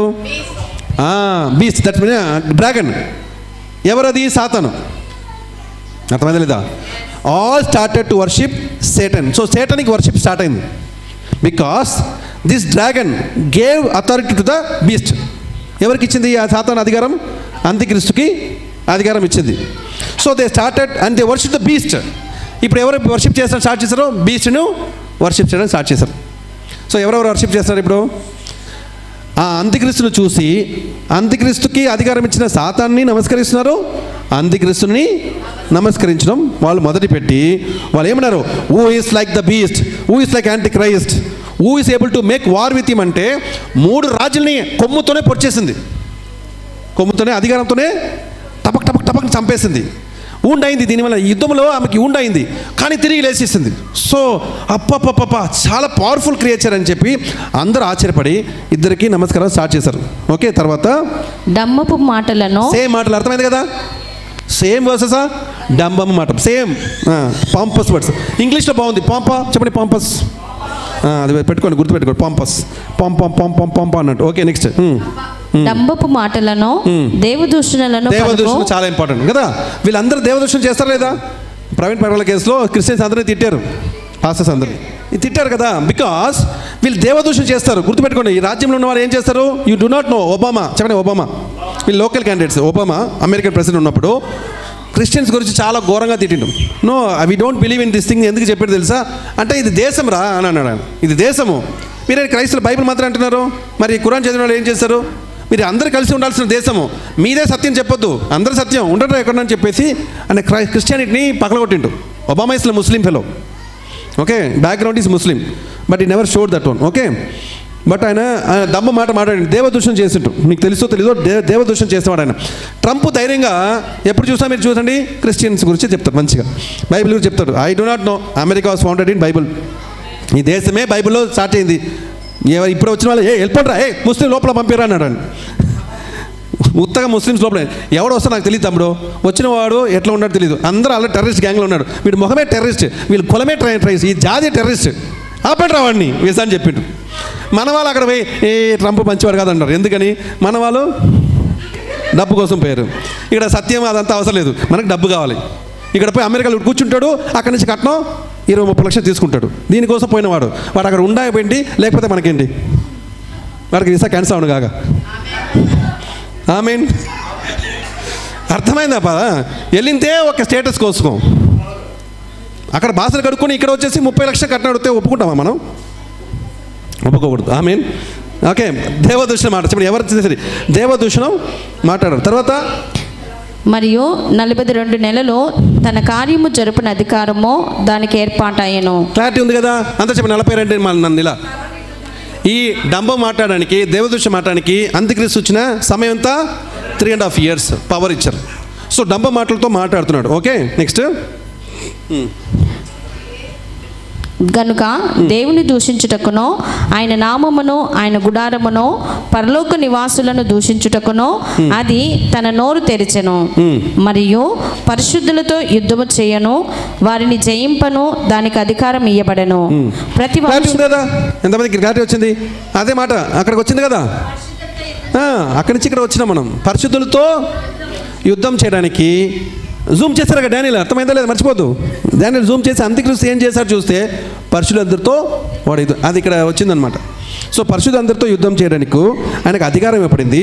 అది మాత్రం కాదు, all would dwell on the earth will worship him. లోకంలో ఉన్న ప్రతి వాడు ఏం చేశాడంట? అంత్యక్రీస్తుని నమస్కరిస్తారు. ప్రతి వంశం మీదనో, ప్రతి ప్రజ మీదనో, ఆయా భాషలు మాట్లాడు వారి మీదనో, ప్రతి జనం మీదనో అధికారము దానికి ఇయ్యబడెను. భూనివాసులందరూ అనగా జగదుత్పత్తి మొదలుకొని వధింపబడి ఉన్న గొర్రెపిల్ల యొక్క జీవగ్రంథమందు ఎవరి పేరు రాయబడలేదో వారు ఆ మృగమునకు నమస్కారము చేయుదురు. క్లారిటీ అర్థమైంది కదా? అంత్యక్రీస్తుని ఎవరు నమస్కరించబోతున్నారు? జీవ గ్రంథంలో పేరు లేనివారు. పేరు లేని వారు అందరూ అంత్యక్రీస్తుని ఆరాధించబోతున్నారు. ఓకేనా? ఇది ఇంపార్టెంట్ విషయం. 9th verse చదివేసి మనం 9, 10 చదివేసి మనం అక్కడికి వెళ్ళి ముగిస్తాం. ఎవడైనాను చెవిగలవాడైతే వినుగాక. మీరు విన్నారా లేదా? అయితే చెవులు ఉన్నాయి లేదా? పక్కన వాళ్ళు చెవులు లాగి చెప్పిన విన్నావా లేదా? చెవులు లాగు పక్కనే చెవులు లాగి చెప్పిన విన్నారా లేదా? ఓకే. దేవుడు ఈ సమయంలో మాత్రం, ఆ సమయం మాత్రం ఏంటి మ్యాటర్ అంటే, తమ్ముడు చెప్తున్నాను, ఈ శ్రమకాలంలో, అంతా చెప్పండి, శ్రమకాలంలో, గట్టిగా చెప్పండి, శ్రమకాలంలో బంధించబడిన వాడు విడుదల పొందాలని కోరకూడదు. అదే బైబిల్ చెప్తుంది. బంధించబడిన గాక, చంపబడిన వాడు చంపబడును గాక, కత్తితో చంపబడిన వాడు చంపబడును గాక. దీంట్లోనే పరిశుద్ధుల విశ్వాసము, ఓపిక కనిపిస్తుంది. ఆమేన్.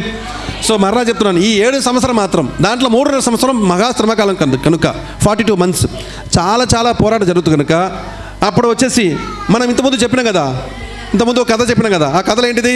ఈజిప్షియన్స్ ఉన్నారు, ఇజ్రాయెల్స్ ఉన్నారు. ఈజిప్షియన్స్ అందరూ శ్రమలు అనుభవించలేదు, ఈజిప్షియన్స్ అందరూ శ్రమలు అనుభవించారు, ఇజ్రాయెల్ శ్రమ అనుభవించలేదు అన్నారు కదా. అది సత్యం కాదు. అర్థమైంది కదా? సత్యం కాదంటే కొందరు దీంట్లో కూడా కొంతమంది అవుతారు, కొంతమంది కారు. సో కానీ శ్రమలు మాత్రం వస్తున్నాయి. ఏమొస్తుంది? పరిశుద్ధులకి శ్రమలు వస్తున్నాయి.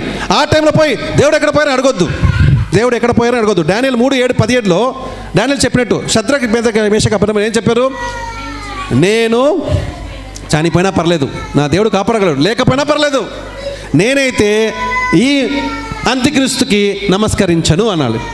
అర్థమైంది? సేమ్ డైలాగ్ అది. బికాస్ సేమ్ చాప్టర్ 7వ అధ్యాయంలో మనం చదువుతున్నాం కదా ఈరోజు, అది 2వ అధ్యాయంలో రాయబడింది. డానియేల్ 2వ అధ్యాయంలో, అందులోనే డానియేల్ 2వ అధ్యాయంలో ఒక కళ ఉంది. వింటున్నారు లేదా? ఓకే, అందరూ వినండి. డానియేల్ 2వ అధ్యాయంలో కళలు ఉన్నాయి. ఏ కళలు? సేమ్ స్టోరీయే, సేమ్ రాజ్యం గురించిన స్టోరీయే. అదే స్టోరీ ముగించిన తర్వాత 3వ అధ్యాయంలో ఏముంది తెలుసా? అగ్నిగుండం ఉంది. అగ్నిగుండంలో వచ్చినప్పటికీ పరిశుద్ధుల పైన అధికారం చేయడానికి, షద్రక్ మేషక్ అబేద్నెగో పరిశుద్ధుల పైన అధికారం చేయడానికి అంత్యక్రీస్తు రాజ్యము కింద ఉంది. నడుస్తున్నప్పటికీ అదే డైలాగ్ మనం చెప్పాల్సి వస్తుంది. చనిపోతే చనిపోతాను, చంపబడతాను, కానీ తిరుగుబాటు ఏం లేదు, ఏయ్ అని ఏం లేదు, అట్లనే అనిపోతాం. పై క్లియర్గా రేపు చూడండి. ఈ వుడ్ లీడ్స్ ఇంటూ 10 వచ్చిన చదువు, రెవల్యూషన్ 13:10. ఎవడైనను చెరపట్టవలని ఉన్న ఎడల వాడు చెరలోనికి పోవును, ఎవడైనను ఖడ్గం చేత చంపిన ఎడల వాడు ఖడ్గం చేత చంపబడవలెను. ఈ విషయంలో పరిశుద్ధుల ఓర్పును విశ్వాసమును కనబడును. ఓకే, క్లారిటీ ఉందా? అందరికి ఓకేనా? అర్థమైందా లేదా? వీళ్ళు కమ్ బ్యాక్ అండ్ క్లోజా? లేదు, నేను ఇంకా చాలా ప్లేస్ పోవాలి కానీ పోవట్లేదు, మనకు టైం అయిపోయింది, 10 అయిపోయింది కదా. డానియేల్ మలము 7వ అధ్యాయము 7వ అధ్యాయము ఎక్కడ వచ్చినాం మనం? 20వ వచనము అంతే కదా. 25th జూమ్ చేస్తున్నాం, 20వ వచనం వచ్చింది మనకి జూమ్ చేసి. ఓకే. ఆ రాజు మహోన్నతునికి విరోధముగా మాట్లాడుచు, డానియేల్ 7:25, డానియేల్ 7:25.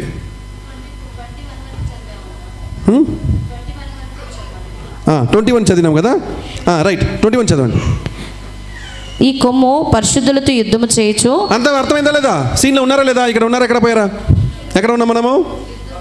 జూమ్లో ఉన్నాం. చెప్పండి, యాంటిక్రైస్ట్ ఏం చేయబోతున్నారు? అది జూమ్లో ఉన్నాం. ఓకే, ఈడు ఆ చిన్న కొమ్ము పరిశుద్ధులతో యుద్ధము చేయొచ్చు, వారిని గెలిచినది ఆయను. ఆ మహారుద్ధుడు వచ్చి until the ancient of days. Until అంటే ఏంటిది? ఎప్పటి వరకు యుద్ధం చేశాడు వాడు?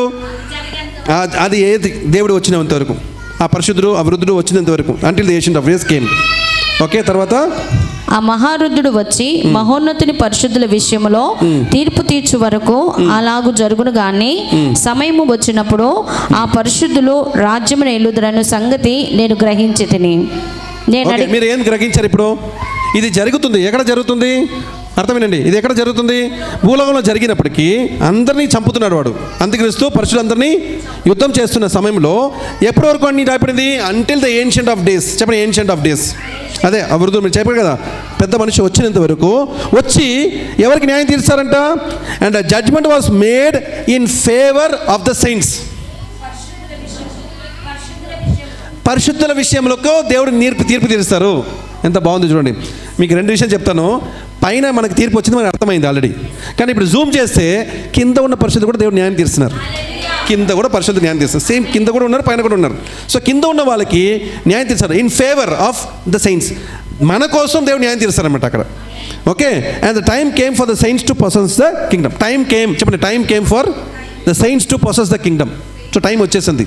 ఇక్కడ నుంచి మనం ఈ సమయం అంతా దాటి ఇక్కడ టైంకి వచ్చినాం. నెక్స్ట్, నేను అడిగిన దానికి ఆ పరిచారకుడు ఈలాగున చెప్పాను, ఆ 4వ జంతువు లోకములో తక్కిన ఆ 3 రాజ్యములకు భిన్నమగు 4వ రాజ్యమును సూచించుచున్నది. అది సమస్తమును అనగదొక్కుచు పగులుగొట్టుచు లోకమంతయు భక్షించును. ఓకే, జాగ్రత్త అండి. ఇది మనం చదవకుండా వదిలేసినాం. ఏం చదువులో వదిలేసినాం? అనగ తొక్కడము, ఇది డిఫరెంట్, చాలా క్రూరమైనది, అందరూ అనగ తొక్కుతుంది చూడండి. అన్ని ప్లేసెస్లో మనం వదిలేసినాం 7th చాప్టర్లో. మనం చదవలేదు కదా, అది టైం వేస్ట్ అని చదవలేదు. కానీ అది మ్యాటర్ ఏంటంటే ఈ 4th కింగ్డమ్, ఈ అంత్యక్రీస్తు రాజ్యము ఉన్న కింగ్డము చాలా క్రూరమైనది. అది అర్థం చేసుకోండి. అది అందరినీ అనగ తొక్కుతుంది. ఎవరిని? పరిశుద్ధులందరినీ. సో చివరి కాలంలో ఈ యాంటీ కన్వర్షన్ బిల్ లా ఇండియాకు వచ్చినట్టు లోకం అంతటా కూడా క్రిస్టియన్స్ అంటే చంపిన వారుగా అవుతారు. మీకు తెలుసా తెలీదా?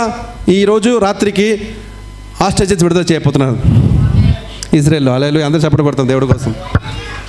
ఇంకా 21 ఉన్నారు, 20 or 21 ఉన్నారు. దాంతోపాటు చనిపోయిన వాళ్ళు కొంతమంది ఉన్నారు. ఇజ్రాయెల్ వాళ్ళని విడుదల చేయబోతున్నారు, గాజా వాళ్ళు. హల్లెలూయా, పాలస్తీన్స్ విడుదల చేయబోతున్నారు. రాత్రి మనం మాట్లాడుతుండగా నేను వచ్చినప్పుడు కూడా చూసి వచ్చినాను. ఇంకా స్టార్ట్ చేయలేదు. సో అందరూ ఎయిట్ చేశాను. 2 సంవత్సరాలు దాటింది. కానీ డేట్ ఏంటి తెలుసా? సేమ్ థింగ్ మనం లాస్ట్ వీక్ చెప్పాలనుకున్నాగా, అటోన్మెంట్. గుర్తుందా లేదా? అటోన్మెంట్ ఫీస్ట్ ఆఫ్ ట్రంపట్ మనం నేర్చుకున్నాం. బూరధ్వని విన్నాం కదా, బూర పెట్టిన కదా. ఆ తర్వాత 10th డేలో అటోన్మెంట్ వస్తుంది. తర్వాత 17th డేలో గూడార పండుగ వస్తుంది. టాబర్నకల్ రాజు జరగబోతుంది ఇప్పుడు. సో పోయిన వారు గుడారంలో ఉండేసి వాళ్ళని లాక్కుని పోయారు. అందరు ఫెస్టివల్లో గూడారం వేసుకుని ఫెస్టివల్ చేశారు. ఎక్కడ? ఇజ్రాయెల్లో జనాలు. ఎక్కడ? తన ఊరిలో. ఆ స్థలం నుంచి లాక్కుని పోయారు గాజా వాళ్ళు. తిరిగి అదే గుడార పండుగలో వాళ్ళు తిరిగి రాబోతున్నారు. ఎగ్జాక్ట్ డేట్లో తిరిగి రాబోతున్నారు. ఇన్ని రోజు పడింది, అది 2 సంవత్సరాలు పడింది. కానీ ఎగ్జాక్ట్ డేట్ అనమాట, టైం, డేట్ ఎல்லாம் అన్నీ మ్యాచ్ అవుతుంది. ఇది గొప్ప మేలు. మీరు ఇదే శాంసన్ కదా, పోయి ఇంటికి వెళ్ళి చదవండి. శాంసన్ కదా, న్యాయాధిపతులు 13, 14, 15, 16 ఈ 4 అధ్యాయాలు మీరు చదివితే అక్కడ కూడా సంసోన్ని గాజా వాళ్ళు చెరపట్టి తీసుకెళ్ళిపోతారు. ఫిలిస్తీన్సే, అదే పాలస్తీన్సే. తిరిగి పాలస్తీన్స్ అందరూ రాజులందరినీ, లీడర్స్ అందరూ ఉన్నప్పుడు శాంసన్ వాడిని చంపేస్తారు అందరినీ. అర్థమైందా లేదా? సేమ్ సీన్స్ జరుగుతుంది. ఇది పోయిన వాళ్ళ చెరపట్టి పోయిన వాళ్ళన హిజ్బుల్లా అంతే కదా, గాజా, ఓకే, హమాస్, వీళ్ళందరూ లీడర్స్ని ఇజ్రాయెల్ వాళ్ళు చంపేశారు. హల్లెలూయా. సేమ్ సీన్సే, అన్ని అధ్యాయాలు సేమ్ సీన్సే. 2వ అధ్యాయం సేమ్ సీన్సే. 2వ అధ్యాయం ఏంటిది? డానియేల్ 2వ అధ్యాయం ఒక చెట్టు ఉంది కదా, ఒక మనిషి రూపం ఉంది కదా, గోల్డ్, చెప్పండి, gold, Babylonian, silver, okay, Persia, తర్వాత బ్రాన్స్, తర్వాత కాలుంది. 4th Kingdom is the iron Kingdom. చెప్పండి, ఐరన్ కింగ్డమ్. అందుకే ఇక్కడ ఉంది కదా, సేమ్ థింగ్ రాసిందా లేదా? అక్కడ ఐరన్ అలాంటి ఒక కాలానికి ఇవ్వబడింది. అందరినీ అనగ తొక్కుతూ వెళ్తుంటాడు. ఆ దాంట్లో ఏముంది? 10 ఫింగర్స్ ఉన్నాయి. 10 ఫింగర్స్ ఉంది ఆ కాల్లో, ఉన్నాయి కదమ్మా. ఆ 10 ఫింగర్సే 10 రాజులు. రాజ్యం పైన వాళ్ళు ఉన్నారు. ఆ 4వ రాజ్యం కింద ఈ రాజులు వస్తారు. 4వ రాజ్యం ఎటువంటిది? మిగిలిన 3 రాజ్యాల కన్నా ఘోరమైన రాజ్యం. ఆ రాజ్యం కింద వీళ్ళందరూ ఉంటున్నారు. 10 రాజులుగా ఉండబోతున్నారు. అనగ తొక్కుతుంటారు.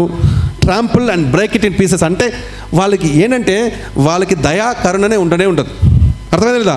అంత్యక్రీస్తు రాజ్యం భూమి మీదకి వచ్చినట్లయితే ఆ రాజుని కింద ఆపరేట్ చేసిన ఏ ఒక్క ప్రెసిడెంట్, ప్రైమ్ మినిస్టర్కి కరుణ కటాక్షము ఉండదు. అందరూ చంపేస్తూనే ఉంటారు. అది జరుగుతుంది. అందుకే రాయపడింది, ట్రాంపుల్ ఇట్ అని రాయపడింది. 23వ వచనం, ఇప్పుడు 24వ వచనం ఫాస్ట్గా. ఆ 10 కొమ్ములు ఆ రాజ్యం నుండి పుట్టబోవు 10 మంది రాజులను సూచించుచున్నవి. కడపట ముందుగా ఉన్న రాజులకు భిన్నమగు మరి ఒక రాజు పుట్టి ఆ 3 రాజులను పడద్రోయను. ఆ రాజు మహోన్నతునికి విరోధముగా మాట్లాడుచు మహోన్నతుని భక్తులను నలుగొట్టును. అతడు పండుగ కాలములను, న్యాయ పద్ధతులను నివారణ చేయబోనుకొనును. వారు ఒక కాలములు అర్ధకాలము అను అతని వశమున నుంచబడుదురు. సేమ్ థింగ్ వస్తుందా లేదా? ఒకటే అధ్యాయంలోనే తిరిగి తిరిగి వస్తుంది. 2వ అధ్యాయం వచ్చిందే 7వ అధ్యాయం, 7వ అధ్యాయం వచ్చిందే 8వ అధ్యాయం, 8వ అధ్యాయం వచ్చిందే 9వ అధ్యాయం. సేమ్ అధ్యాయమే, కానీ డీటెయిల్ ఎక్కడెక్కడ జూమ్ చేస్తామో అక్కడ మనం నేర్చుకుంటున్నాం. సో ఈ 7th చాప్టర్లో మనం ఆల్రెడీ నేర్చుకున్నదే తిరిగి కిందకి వచ్చి జూమ్ చేస్తున్న దాంట్లో పరిశుద్ధులందరినీ వాడు ఏం చేస్తున్నాడు? యుద్ధం చేస్తున్నాడు, దేవదూషణ చేసి. ఇది సెపరేట్గా మీరు ఒక పేపర్ రాసుకుంటే యాంటిక్రైస్ట్ వచ్చిన తర్వాత ఏం చేస్తారో తెలిసిపోతుంది. మీకు టైం ఉంటే ఈ 7, 8, 9 అధ్యాయాలన్నీ చదువుతూ యాంటిక్రైస్ట్ ఏం చేస్తాడు భూమి మీదకి అని ఒక పాయింట్స్ మాత్రం రాయండి, డీటెయిల్ వద్దు, పాయింట్స్. ఈ స్పీక్స్ పాంపస్ వర్డ్స్, గర్వమైన మాటలు మాట్లాడతారు, డంబమైన మాట మాట్లాడతారు, పరిశుద్ధుల మీద యుద్ధం చేస్తారు. అట్లా రాయండి, అన్ని పాయింట్స్ రాయండి. What year it says he shall intent to change the times. ఆయన సమయాన్ని కాలాన్ని కూడా మార్చేస్తారు, ధర్మశాస్త్రాన్ని మార్చేస్తారు, లా మార్చేస్తాడు. మార్చిన మాత్రం కాకుండా then the saint shall be given in to his hand for a time and times and half time. So పరిశుద్ధులందరూ ఆయన చేతికి దేవుడే అప్పగిస్తారు. ఎంతకాలము? 3.5 సంవత్సరం. అందుకే టైం అంటే 1 సంవత్సరం, అండ్ టైమ్స్ అంటే 2 సంవత్సరం, అండ్ హాఫ్ అంటే హాఫ్ సంవత్సరం. 3.5 సంవత్సరం ఆయన పరిశుద్ధులందరూ అంత్యక్రీస్తు చేతికి దేవుడు అప్పగిస్తారు. Nobody can change these things. Okay, 26వ వచనం. అతని అధికారము నశింప చేయుటకునో నిర్మూలన చేయుటకునో తీర్పు విధింపబడెను గనుక అది కొట్టివేయబడను. But the court shall be seated and they shall take away his dominion to consume and destroy it forever. తర్వాత ఆకాశం అంతటి క్రిందనున్న రాజ్యమును అధికారమును రాజ్య మహత్యమును మహోన్నతిని పరిశుద్ధులకు చెందును. చూడండి, అంతా చెప్పండి, ఎక్కడ ఏది వస్తుంది? ఇప్పుడు కింద జరిగిపోయింది. ఏం జరుగుతుంది? వాడిని చంపేస్తారు దేవుడు. God will consume it, God will destroy him. అంత్యక్రీస్తుని డిస్ట్రాయ్ చేసిన తర్వాత అంత చూడండి, ఆకాశ అంతటి కింద ఉన్న రాజ్యం అంతా, అధికారం అంతా, రాజ్య మహత్యం అంతా మనకే చెందును. హల్లెలూయా. మహోన్నతుడు పరిశుద్ధులకి చెందును. హల్లెలూయా. సంతోషపడుతున్నదేదమ్మా? మనకే దేవుడు ఇస్తున్నారు. హల్లెలూయా. ఇది ఇక్కడ జరుగుతున్నదే రెవల్యూషన్ 19లో దేవుడు చెప్పారు. అక్కడనే జరిగింది. ఏం జరిగింది? అంత్యక్రీస్తు అన్ని చంపిన తర్వాత now all the Kingdom, the glory, honour belongs to our Lord చెప్పి అక్కడ అందరూ సాగలపడతారు. అది అక్కడ వస్తుంది. మనం చదవడానికి టైం లేదు కాబట్టి ఇది ముగించేస్తాం please. All these things are written there also. Okay, తర్వాత ఆయన రాజ్యము నిత్య నిరంతరం ఉంటుంది. ఆయన రాజ్యము నిత్యము నిలుచును, అధికారులందరూ దానికి దాసులై విధేయులగుదురు. ఇంతలో సంగతి సమాప్తమాయెను అని చెప్పారు. అధికారులందరూ ఆయనకి విధేయత అవుతారు. మర్చిపోద్దు, చాలా మంది లోకంలో అధికారం ఉండపోతున్నారు. వాళ్ళందరూ మనకు అధికారం, మనము మన కింద ఉండపోతున్నారు. ఓకే, దానియేలును నేను విని మనస్సునందు అధికమైన కలత గలవాడనైతేనే, అందుచేత నా ముఖము వికారమాయెను. అయితే ఆ సంగతి నా మనసులో నుంచుకొంటిని. ఇంగ్లీష్లో చెప్పాలా? దిస్ ఈస్ ద అంత చెప్పండి, this is the end of the account. This is the end of the account. Hallelujah. మన అకౌంట్ తీర్చబడింది. డానియేలుకి పాపం ఇదన్నిట్లో ఆయన పాల్గొనట్లేదు. ఇదన్నిట్లో ఆయన లేదు. రాజ్యం వచ్చినప్పుడు లేదు, యేసుక్రీస్తు వచ్చినప్పుడు లేదు, అంతా ఏమీ లేదు. ఆయన ముందే చనిపోతున్నాడు కనుక ఆయన ముఖం వికారంగా మారి చాలా కష్టపడుతున్నాడు. నేను కూడా ఉంటే బాగుంటుందేమో అనుకున్నాడేమో. ఓకే, బట్ ఆయన ముందుకు వెళ్ళిపోతున్నాడు. కానీ మనకు రాసిపోయిండు దేవుడు స్తోత్రం. ఆయనకి తలలో దర్శనం వచ్చినప్పుడు పక్కన బుక్లు పెట్టుకుని రాసిండు కదా, ఆయన మాత్రం రాయలేకపోతే ఏమైంటుంది? జాన్ రాసి ఉంటాడేమో. చాలా ప్లేస్ రాశారు. ఈ లేఖనము బాగుందా లేదా? ఇప్పుడు 1వ అధ్యాయం చదివినాం మనం అందరి ముందు. దాంట్లో కూడా పాఫ్ చదివినాం. బాగుందా? వాళ్ళు హల్లెలూయా చెప్పండి. నిజంగా చెప్తున్నాను, చాలా బాగా అర్థమైన లేఖనం ఇది. బట్ ఓన్లీ థింగ్, అర్థమైన వాళ్ళకి అర్థమవుతుంది. మీకు ఆల్రెడీ కొంచెం డేటా ఉంటే line by line correct by script మారకుండా దేవుడు రాసిచ్చారు. This is the end of the account. అందరూ this is the end of the account. Okay, so everything will be clear. All our accounts will be balanced. ఎవరికైనా అప్పులు ఉంటే తీయబడుతుంది యేసునామములో. ఎవరికైనా ఏది ఉన్నా సరే ఈ లోకంలో ఉన్న శ్రమలన్నీ తీయబడుతుంది. రాజ్యం మీకు ఇవ్వబడుతుంది. పరిశుద్ధులందరినీ దేవుడు మహోన్నతుడు రాజ్యమే మన పైన దేవుడు ఇచ్చేస్తారు. So think and enjoy the season. Enjoy అంటే నేను 1000 సంవత్సరం దేవుడితో కూడా రాజ్యం చేయాలి. ఒకవేళ మన ఎత్తపడిన గుంపులో లేకపోతే కూడా 7 సంవత్సరాల శ్రమలు పాలైనా కూడా గుర్తుపెట్టుకోండి, అంత్యక్రీస్తు చేతిలో మనం చనిపోవాలి. అర్థమైందా లేదా? చనిపోవాలా లేదా? Let the people are captive, let them be captive. Let them be killed with the sword, let them be killed with the sword. మర్చిపోతుంది. ఇదంతా మంచి లేఖనాలు మైండ్లో ఎక్కించుకోవాలి. ఒకవేళ ఎత్తపడలేకపోతే ఈ శ్రమల కాలంలో ఉన్నప్పటికీ అంత్యక్రీస్తు ఏం చెప్తాడో మనం చేయకూడదు. ఏం చెప్పాడో వాడిని నమస్కరించకూడదు. నమస్కరించలేని వాడిని వాడు చంపేస్తాడు. కొనడానికి లేదు, అమ్మడానికి లేదు. But no problem, same thing. Shadrach Meshach Abednego ఏం చేయబడరు? అగ్నిలో వేయబడినట్టు మనం కూడా అగ్నిలో వేయబడతాం. 4వ వ్యక్తిగా వస్తాడు. 4వ రాజ్యం, జాగ్రత్త, 4వ రాజ్యమే నాశనం చేస్తుంది, కానీ మన 4వ దేవుడు మనల్ని కాపాడతాడు. అగ్నిగుండం నుంచి మనల్ని ర్యాప్చర్ చేస్తారు. మనకు అక్కడ తీర్పు వస్తుంది. మనకి ఇక్కడ ఉందో వాళ్ళు ర్యాప్చర్ అవుతారు. ఇదే సీజన్లో కింద జాగ్రత్త అండి, ఇక్కడ సీజన్లో ర్యాప్చర్ ఉంది, ఇక్కడ ఉంది, ఇక్కడ ఉంది. ఇది ఎక్కడో తెలుసా? 7వ అధ్యాయంలో, ప్రకటన 7వ అధ్యాయంలో ముద్ర వేయబడుతున్నారు యూదులు. 14వ అధ్యాయంలో వాళ్ళు లేపబడుతున్నారు. ఎంతమందికి అర్థమైంది? 7, 14 అధ్యాయం కూడా చూడు. 7వ అధ్యాయంలో మీరు చూస్తే తెలుసు. ప్రకటన 7వ అధ్యాయంలో 12,000 ఫర్ ఎవ్రీ ట్రైబ్. 14th చాప్టర్లో దే ఆర్ ఆల్ రెజరెక్టెడ్. ఇక్కడ వాళ్ళు భూమి మీద ఉన్నారు, వాళ్ళు పరలోకం ఎత్తపడలేదు. కనుక అంత్యక్రీస్తు రాజ్యంలో వాళ్ళు చూస్తారు. అంత్యక్రీస్తు జెరూసలేం వచ్చి చూస్తారు. వాళ్ళందరూ ఆ సమయంలోనే 2 సాక్షులు ఉన్నారు కదా, వాళ్ళ మాట విని చాలామంది దేవుడు నమ్ముతారు. నమ్మి అంత్యక్రీస్తు ఎత్త చనిపోతారు. మీకు 3.5 years చెప్పండి, 3.5 years, 42 months ఈ శ్రమలు మనం అనుభవించాల్సిందే కొంతమందికి. ఓకే, అది ఎలా అని మాత్రం చెప్పేసి ముగిస్తాను. అది ఏంటిదంటే, యేసుక్రీస్తు కూడా మనకి జీవించినప్పుడు 33 సంవత్సరాలు జీవించడం. 30 సంవత్సరం ఆయన ఓపికతో ఉన్నాడు. 3 సంవత్సరం యాజకుడుగా పనిచేశారు. 3.5 సంవత్సరం. That is the 3.5 years ministry of Jesus Christ. Same 3.5 సంవత్సరం, 42 నెలలు యేసుక్రీస్తు కరెక్ట్గా యాజకుడుగా 30 సంవత్సరంలో ఆయన 40 రోజు ఉపవాసం ఉండి మినిస్ట్రీని తీసుకుంటున్నాడు. మనమందరూ తర్వాత కాలంలో 3.5 సంవత్సరం బాధించబడతాం అంత్యక్రీస్తు వలన అని ఆయన ఆ 3.5 సంవత్సరాన్ని కవరప్ చేయడానికి 3.5 years ఆయన రాజ్యము చేశాడు భూమి మీదకి. అందరూ నమ్మారు కదా. వాళ్ళు ఏమన్నారు? యేసయ్యా మీరు రాజ్యం చేయడానికి వచ్చారు అన్నారు. మీరే రాజుడు అని అందరూ పరిగెత్తుకుని ఆయన్ని రాజుడుగా క్రీడం అంటే ఏమంటారు రాజ్యంలో ఎక్కడానికి పరిగెత్తారంట. తర్వాత అపోస్తలుల 1వ అధ్యాయంలో యేసు చనిపోయి తిరిగి వచ్చినప్పుడు కూడా శిష్యులు ఏమడిగారు? Acts 1:7లో ఈసారికైనా మీరు ఇజ్రాయెల్కి రాజ్యము పరిపాలన చేసి రావడానికి వచ్చినారా అని అడిగారు.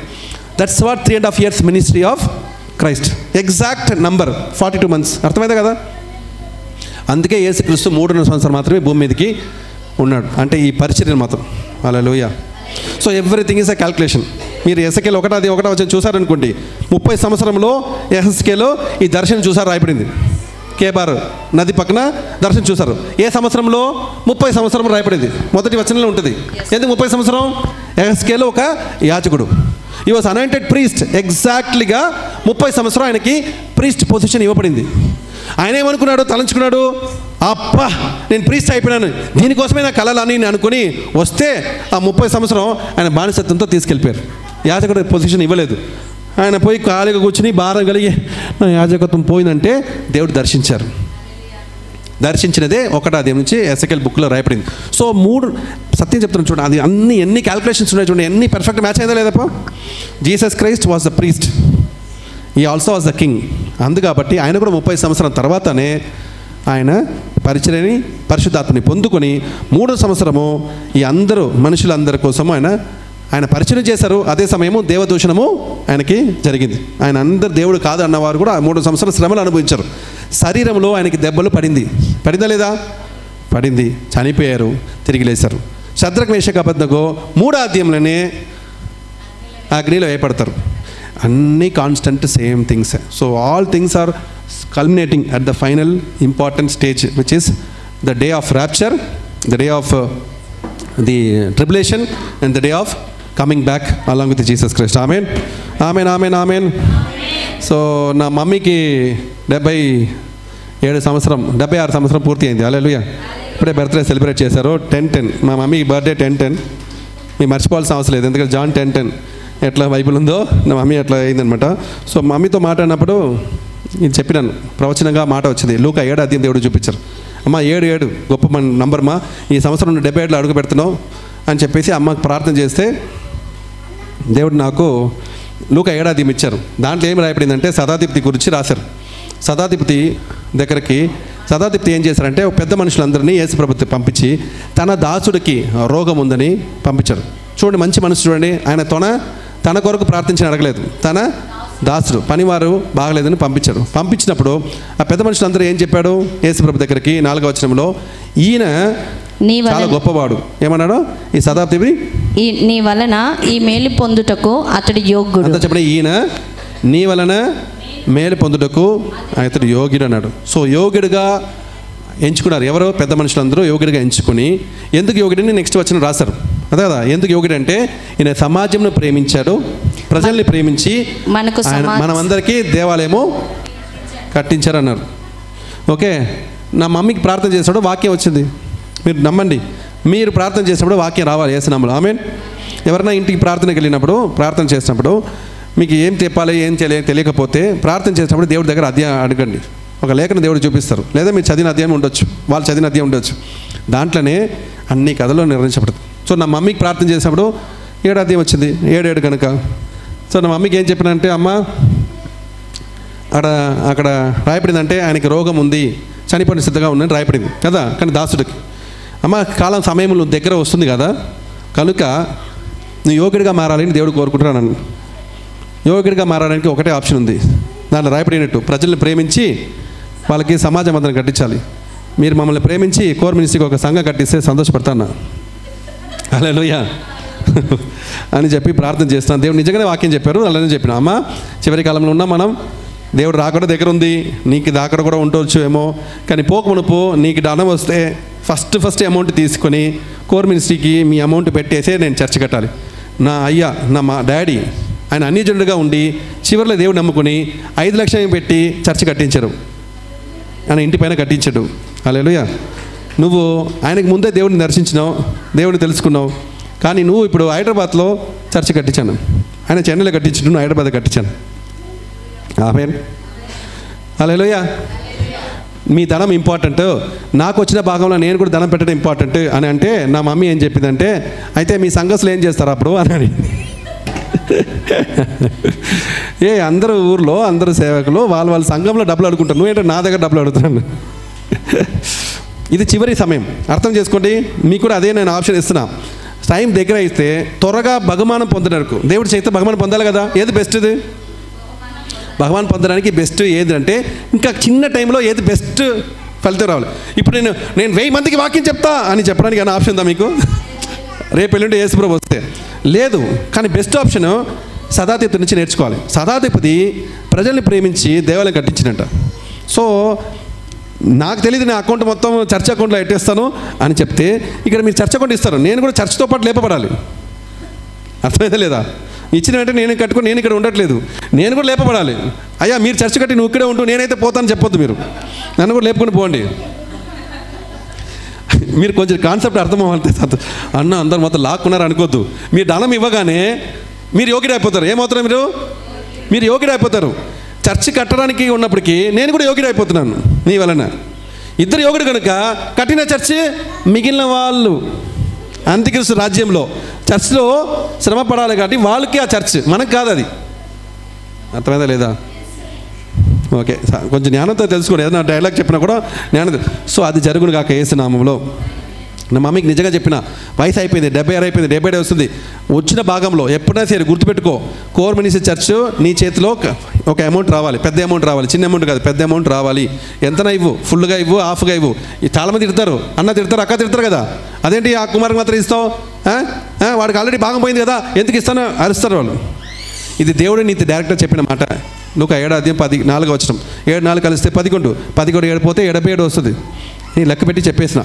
Okay done. మా మమ్మీ డబ్బులు ఇస్తారో తెలియదు, మీరు డబ్బులు తీయండి. ఇప్పుడు క్లోజ్ చేద్దాం. ఏసునామములో మీ డబ్బులు తీయబడును కాక.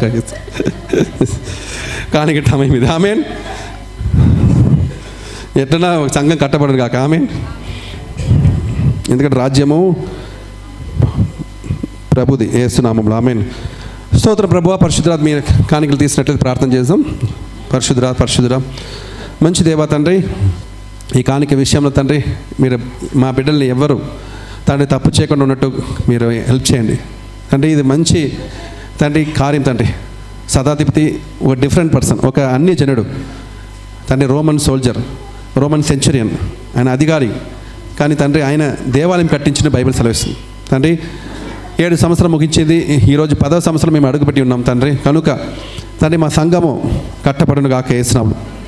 తండ్రి సొంత సంఘం కట్టడకు మీరు కృప దయచేయమని ప్రార్థిస్తాను. Lord we pray for Lord supernatural money to come Father. అసాధారణమైన ధనం వచ్చును గాక. సంఘం కట్టడకు తండ్రి అందరూ ప్రయాసపడను గాక. We should have an head quarters తండ్రి. ఇన్ని సంవత్సరాలుగా పరిచయం చేస్తున్నాం. ఒక సొంత తండ్రి సంఘం ఉంటే బాగుంటుందని నమ్ముతున్నాం తండ్రి. అది మీరు స్థిరపరిచి ఆశీర్వదించమని, దానికి కావాల్సిన ధనమును తండ్రి మీ బిడ్డల ద్వారా మీరు అనుగ్రహించమని. ఎంతోమందికి సేవ చేస్తున్నాం తండ్రి. కృతజ్ఞపూర్వకంగా తండ్రి దేవుడు సేవలో, దేవుడు పరిచర్యలో తండ్రి, దేవుడు రాజ్యం కొరకు విత్తనానికి మనసును మీరు దయచేయమని. ఇప్పుడు తండ్రి ఈ వారంకి విత్తిన ప్రతి విత్తనమును మీరు అంగీకరించి ఆశీర్వదించి వాళ్ళకి తండ్రి ఆశీర్వాదంతో నింపమని, ఇవ్వలేని వాళ్ళని కూడా తండ్రి ఇచ్చేవారుగా చేయమని యేసుక్రీస్తు నామములో ప్రార్థిస్తున్నాం తండ్రి. ఆమేన్, ఆమేన్, ఆమేన్.